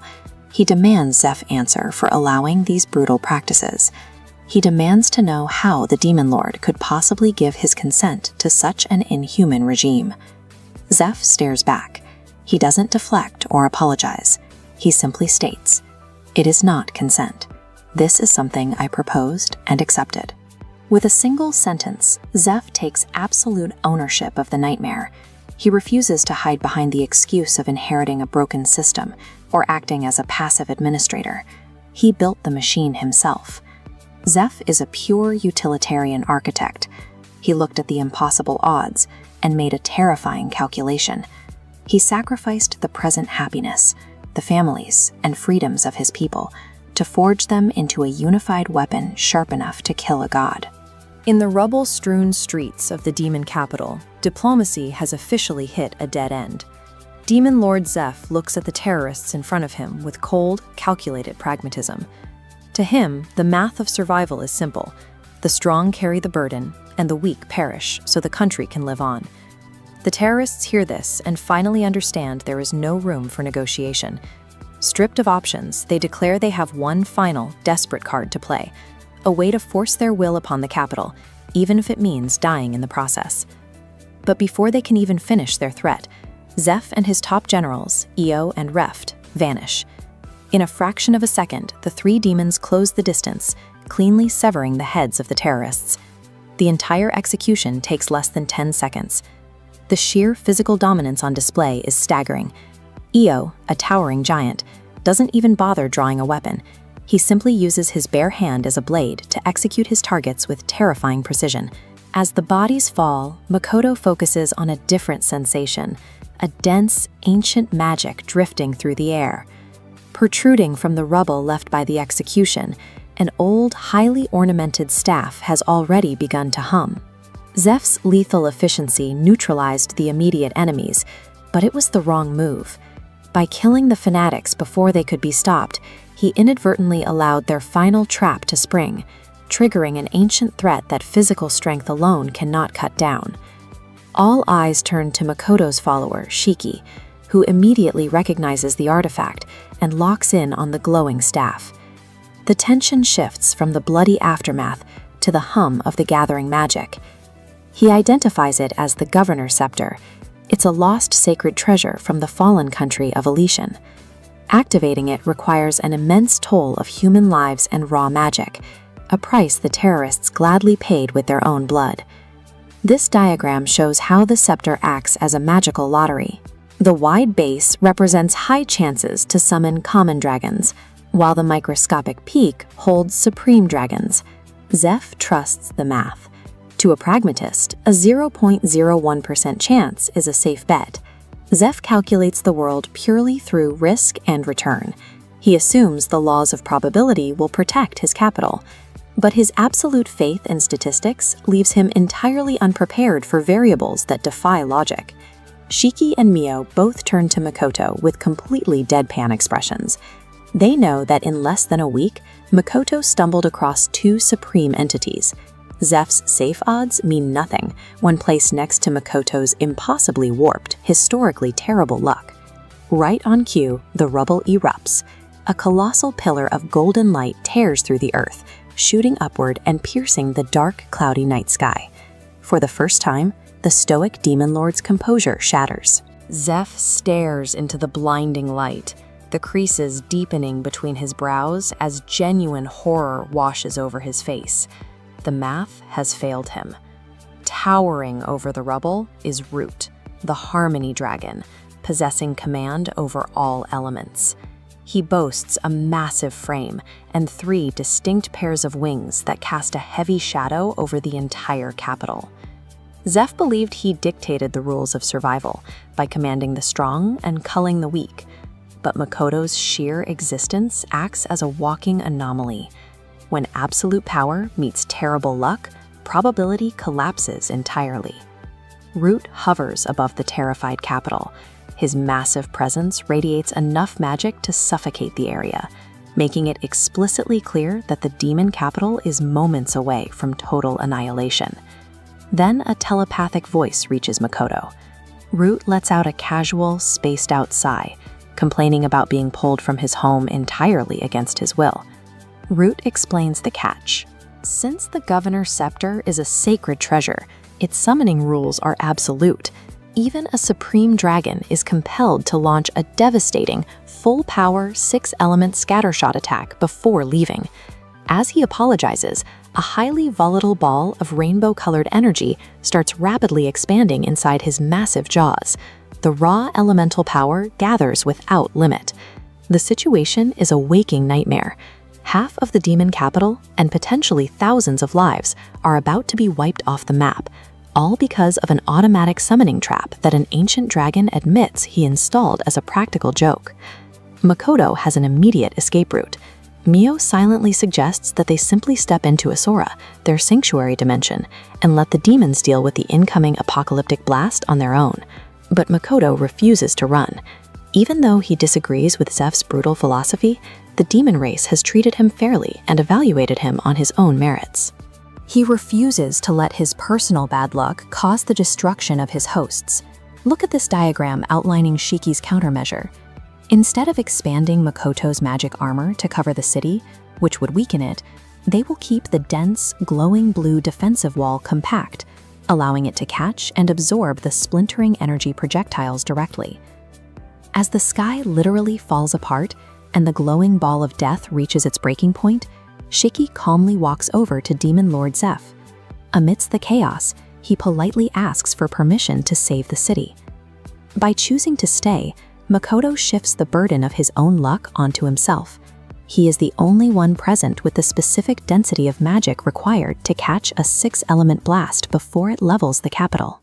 To intercept an attack of this magnitude without destroying everything around him, Makoto has to abandon traditional spellcasting. Instead of shaping his magic into a standard barrier, his retainer, Shiki, suggests a process called sublimation. By forcing his massive magic capacity to condense, Makoto turns abstract magical energy into dense physical material. This shift in strategy is immediately put to the test when Root launches his assault. Instead of firing directly at the battlefield, the dragon points his maw upward, releasing a growing, rainbow-colored sphere of 6 distinct elemental energies straight into the clouds to maximize its area of effect. Root's motivation is strictly theatrical. As a superior dragon, he deliberately draws out the attack sequence to make it as dramatic as possible, aiming to create a sky-filling spectacle that forces everyone below to watch. By launching the energy mass into the stratosphere rather than firing a direct beam, Root removes the immediate impact of a standard magical strike. He replaces it with a ticking clock environmental hazard, suspending a cataclysmic cluster bomb over the city that will eventually rain down on everything below. But the impending explosion is only the second phase of the threat. Before that sphere even reaches its apex, Root unleashes a deafening roar. This sound wave physically oscillates the air, carrying a heavy, terrifying pressure that envelops the entire battlefield instantly. This roar carries a payload of crippling status ailments. The sonic blast is heavily layered with paralysis, petrification, severe weakening, and a level 6 spiritual curse disease, bombarding anyone in range with a storm of debilitating magical sickness. The density of these debuffs quickly tears through the local population. Down in the Demon City, Lord Zeph confirms that citizens with lower magical resistance are actively dying just from the force and sickness embedded within the sound. Makoto's objective scales up. Surviving this encounter now requires a dual defense, containing the physical explosion while simultaneously filtering out a lethal biological atmosphere that is already claiming lives. To counter this, Makoto completely withdraws from offensive combat. He activates his specialized domain, Isekai, and turns his focus inward, dedicating his concentration to engineering the dense physical armor required to stop the blast. He is immediately backed up by his retainers. Shiki activates his 9th step, Gemini, physically splitting his form in 2. By duplicating himself and pacing his Aureas, Shiki effectively triples his computational power, handling the complex spell processing and fine details of Makoto's armor generation. Meanwhile, his retainer Mio looks directly to the sky above. She deploys the Black Sky Network, weaving a massive physical barrier of extremely durable threads across the entire airspace above the battlefield to intercept the incoming bombardment. To sustain these massive constructs, Makoto opens a direct mental link with his retainers. Like opening a pressurized valve, he injects his own overflowing magical reserves directly into both Mio and Shiki to supercharge their systems. This precise division of labor reconfigures the team's tactical structure. Makoto moves away from solo frontline combat to become a centralized power battery, fueling 2 hyper-specialized defensive nodes to manage the sky-wide threat. Even with Shiki managing the complex spell math, Makoto hits a roadblock. A severe, intermittent magical noise, likely a byproduct of Root's layered curses, interrupts his concentration, degrading his mental image and preventing him from physically solidifying the armor. To cut through the interference, Makoto turns to a physical workaround rather than a magical one. Drawing his bow, Azusa, he performs a traditional bow ringing ceremony. He pulls the weapon back without an arrow, snapping the string 3 times to send sharp kinetic shockwaves through the air. These kinetic vibrations act as a localized reset. The ringing immediately cuts through the chaotic atmosphere, dispelling the fog of curse ailments and paralyzing pressure that had been blanketing the immediate area. With the magical static cleared from the air, the efficiency of their network spikes. Shiki's Aria support and dual processing speeds instantly explode, allowing him to outpace Makoto's own concentration and finalize the complex structure of the spell. In a battlefield saturated with lethal magical sickness, trying to overpower the interference with more magic was failing. Gaining the upper hand required using a simple, grounded physical ritual to cut through the chaos and stabilize their defenses. Above them, the sky finally breaks. Root fires a piercing laser directly into the suspended sphere, shattering it and triggering a violent volcanic eruption that sends thousands of 6-element buckshots raining down toward the earth. Mio's supercharged black sky network stretches to meet the onslaught. The dense web of black threads expands across the horizon, catching and absorbing the majority of the apocalyptic carpet bombing in a brilliant grid of intercepted light. But the sheer volume of the attack tests the net's limits, resulting in a single failure. One rainbow-colored projectile slips through a gap in the threads, hurtling past the battlefield and striking the distant horizon. The impact of that single escaped projectile is staggering. A massive pillar of light erupts at the edge of the world, burning hot and dense, that the violent seismic vibration and the sound of the blast only reach Makoto's group on a heavy time delay. That distant crater establishes the true weight of Root's attack. If hundreds of those projectiles carry the destructive yield of that single horizon strike, the entire region will cease to exist if Makoto cannot finalize his defense. With the sky detonating above him, Makoto tunes out the destruction. Mentally shutting out the lingering noise, he dives into the absolute depths of his consciousness to focus on the final shape of his power. He discards standard constructs like a dome or a mirror. To catch an attack this heavy, he realizes he needs an image of pure physical strength, a construct that feels dense, heavy, and distinctly wicked in its mechanical design. Pushing his magic into this specific mold, the sublimation process finishes. His raw, ethereal mana condenses into physical matter, manifesting into reality as massive, highly detailed silver robotic arms locking into place around him. By forcing his magic armor to abandon its nature as an ethereal spell, Makoto successfully turns abstract energy into a tangible, heavy weapon. This elevates his defensive capabilities to a tier capable of wrestling a world-altering catastrophe with his bare metallic hands. When Makoto closes his eyes in the heat of battle, 2 giant silver mechanical arms detach from his magic armor and expand rapidly into reality. A piercing noise rips through the environment, sounding like space is tearing. The physical laws of the world are screaming in rejection of this magic. Shiki recognizes the technique. Makoto is utilizing the vessel of creation, taking a pure image from his imagination and giving it concrete physical form. Makoto doesn't possess a god's body.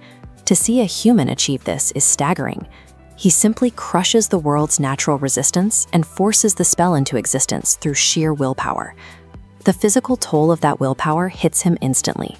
His knees buckle, all color drains from his face, and sweat pours down his forehead as exhaustion takes over. Up until now, Makoto's mana had always operated like a bottomless ocean.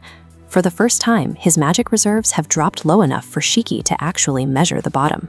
Bending the rules of existence without a divine frame extracts a heavy physical price. Before they can recover, a secondary threat rains down from above. Root unleashes a barrage of over 100 highly destructive, rainbow-colored droplets of magical buckshot. Makoto positions the giant silver hands as a defense. He creates a vacuum between them, sucking in every droplet and compressing the entire barrage into a single head-sized sphere. Trapping the catastrophic energy is only step one. Makoto cannot safely erase the sphere without knowing the precise elemental counter-formula to defuse it. This breaks down the Elysian spell Shiki must dismantle. A light and dark core is surrounded by 4 spiraling nodes: water, wind, fire, and earth. They interlock into an expanding feedback loop, accelerating the destructive force with every cycle. Analyzing this spell overwhelms Shiki's processing speed. Makoto floods him with raw mana through their 13-step reams. Hyper-accelerated, Shiki isolates the required ratio of light, darkness, and fire. He strikes the core, and the matrix shatters. Armed with the exact formula, Makoto claps the silver hands together. The highly compressed sphere vanishes into absolute nothingness. Raw power alone could not defeat an infinitely scaling spell. It required the fusion of Makoto's containment and Shiki's hyper-accelerated tactical mind. The relief is short-lived. The giant silver arms run completely dry of magic and crash violently into the dirt, stripping away Makoto's primary defense. A ticking clock begins. Root's time-lag laser attack starts descending from the stars, leaving the group with a narrow 3-minute window before impact. Makoto pivots to offense. He takes up the Azusa bow, knocking the Uchini dagger as an arrow, and waits for Shiki to endow the precise counter-element directly onto the blade. To buy them the time they need, Mio steps up. She condenses her black sky network into a tight web directly in the path of the falling laser. The sheer kinetic force of the heavenly laser slams into her barrier. The impact scatters massive shockwaves, physically crushing Mio under its weight. But Mio refuses to break. Fueled by her own obstinate pride and the mana she shares with Makoto, she grinds the attack to a dead halt. Mid-struggle, Shiki notices a physical anomaly. Mio's hair is growing rapidly, extending all the way down to her waist in a matter of seconds. These close-ups reveal the change isn't limited to her. Shiki's hair has also transformed, turning a deep pitch black to match Mio and Makoto's. Makoto pushed his limits until the world itself screamed. That overflowing power cascaded down their ruling pacts, forcing a permanent physical and magical evolution onto his closest followers. Shiki hurriedly finishes his incantation, channeling a dense layer of magic into Makoto's Uchine weapon. Makoto takes a slow, silent breath. He draws back the bowstring, releasing a rainbow streak of light into the sky above the demon city. That single arrow shoots straight toward the massive beam of destruction plummeting toward them. The two attacks overlap, and in an instant, Makoto's shot completely snuffs out the falling light. The sheer volume of mana required for that shot creates a massive magical feedback loop. It's so intense that as Shiki absorbs some of the ambient power, his red hair temporarily turns completely black. But an attack of this magnitude carries an extreme physical toll. With the threat neutralized, Makoto's magic power bottoms out, and he immediately collapses unconscious. By successfully neutralizing a blast that threatened the entire capital, Makoto has placed the demon leadership in a difficult position. The strongest person in the territory is now an unconscious guest, leaving Zeph to decide how to handle someone who is suddenly his greatest potential asset and his greatest risk. Outside the castle walls, the demon citizens throw a massive, ecstatic festival to celebrate their savior. Inside, the atmosphere among the demon royalty is grim. Watching from a high window, Princesses Sari and Lucia come to a quiet consensus. After witnessing Makoto's display of power, they realize that attempting to fight him directly would be a disaster. They need another way to manage him. Sari pulls down her collar to reveal her solution, a permanent magical bruise shaped like a rune-covered chain etched directly into her chest. This mark is the result of a highly specialized blood-binding ritual.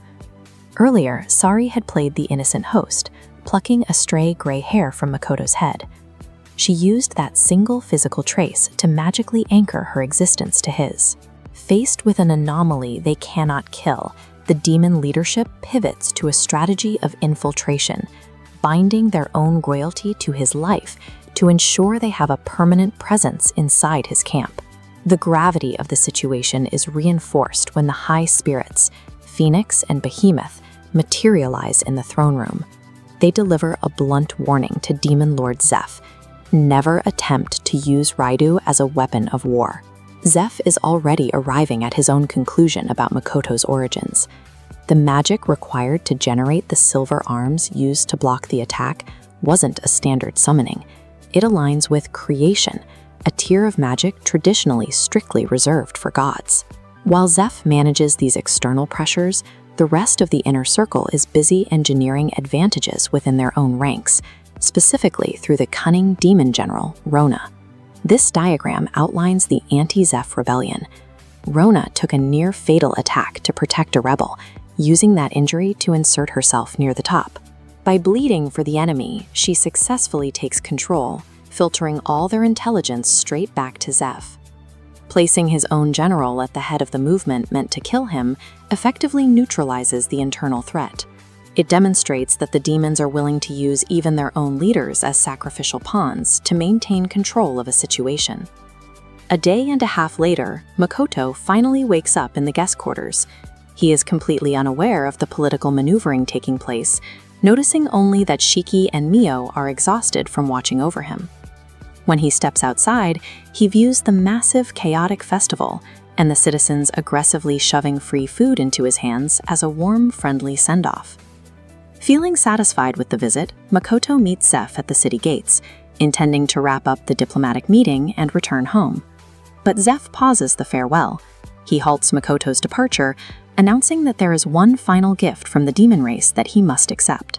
Princess Sari steps out from the crowd. She has abandoned her royal identity, wearing a plain, traditional demon-maid outfit. In front of the gathered crowd, she drops to her knees and publicly declares that she is offering her body to him, vowing to serve as his personal chamberlain for the rest of her life. Zeph couldn't control Makoto through force.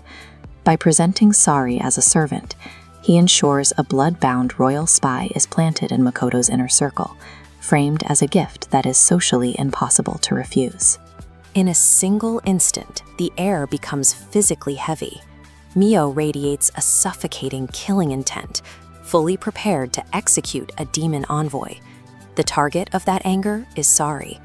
Without missing a beat, the demon maid drops to her knees and tears open her clothing, revealing a glowing elliptical mark burned directly into her chest. That mark is the physical proof of an ancient ritual. Sari secretly took a strand of Makoto's hair to bind her own soul to him permanently. This magic ensures she can leak her people's secrets to Makoto, but can never betray him in return. This creates an immediate, impossible choice. The ritual is absolute. Canceling the spell will instantly erase Sari's soul. But if Makoto rejects her, she becomes a branded traitor, leaving her completely vulnerable to her own people. Both Mio and Shiki offer a blunt solution: just let her die. It is the most practical choice, illustrating the cold, brutal logic expected of rulers in this world. But the demon lord, Zeph, actively bypasses that logic.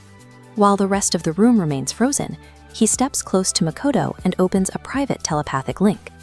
Through that hidden connection, Zeph reveals a secret kept even from his own people. Sari is his own biological daughter. Zeph is caught in a devastating paradox. As a sovereign leader, he is forced to publicly abandon a traitor. But as a father, he is desperately begging Makoto to take her away and keep her alive. Makoto finds himself torn. He has to weigh the ruthless pragmatism required of a king against his own baseline human empathy. Taking her in invites political complications, but abandoning her means letting a father watch his daughter die. He breaks the trap with a harsh compromise. Makoto accepts Sari to save her life, but permanently condemns her to an eternal prison within Asura, stripping away her political position forever. The sheer mental exhaustion of navigating that political minefield drains Makoto. He retreats back to Asura and immediately collapses into a dead sleep. But there is no rest. He is thrown into a jarring, pitch-black void. He cannot see anything, but he is forced to listen to a voice echoing in the dark, the internal thoughts of an alternate version of himself. The thoughts are horrifying. This alternate Makoto is caught in an endless loop of slaughter, driven entirely by absolute hatred for the goddess and the world she controls. Even worse, the violence brings him zero emotional payoff. Makoto feels the raw despair, confusion, and anger of his counterpart all at once. The emotional overload causes a violent physical reaction, pushing his real body to the brink of vomiting from raw disgust. This sensory attack proves how terrifyingly fragile his timeline really is. It forces him to face the capacity for total madness that exists inside him. Suddenly, the suffocating darkness shatters. A warm light reminiscent of early morning breaks through the void, wiping away the nausea and the echoing voice. The deity Daikoku-ten casually steps into the space. With a gentle smile, the god effortlessly clears the nightmare away. Daikoku-ten confirms exactly what Makoto feared. That was not a normal dream. Because of a slight error by the god himself, Makoto had literally connected to a darker, alternate timeline variant of his own life. The arrival of a high-ranking deity alters the nature of the crisis. We are no longer looking at Makoto's internal psychological trauma, but at consequences that span the entire multiverse. Daikoku-ten delivers a massive revelation to put Makoto at ease. He never has to worry about connecting with those alternate timelines ever again. The reason is specific. Our version of Makoto has completely and permanently separated himself from every other multiverse variant in existence. This separation was triggered by a single event. It happened the moment Makoto forged the silver arms for his followers using raw, unshaped magic power. Altering or shaping existing magic is something any highly skilled mortal can do.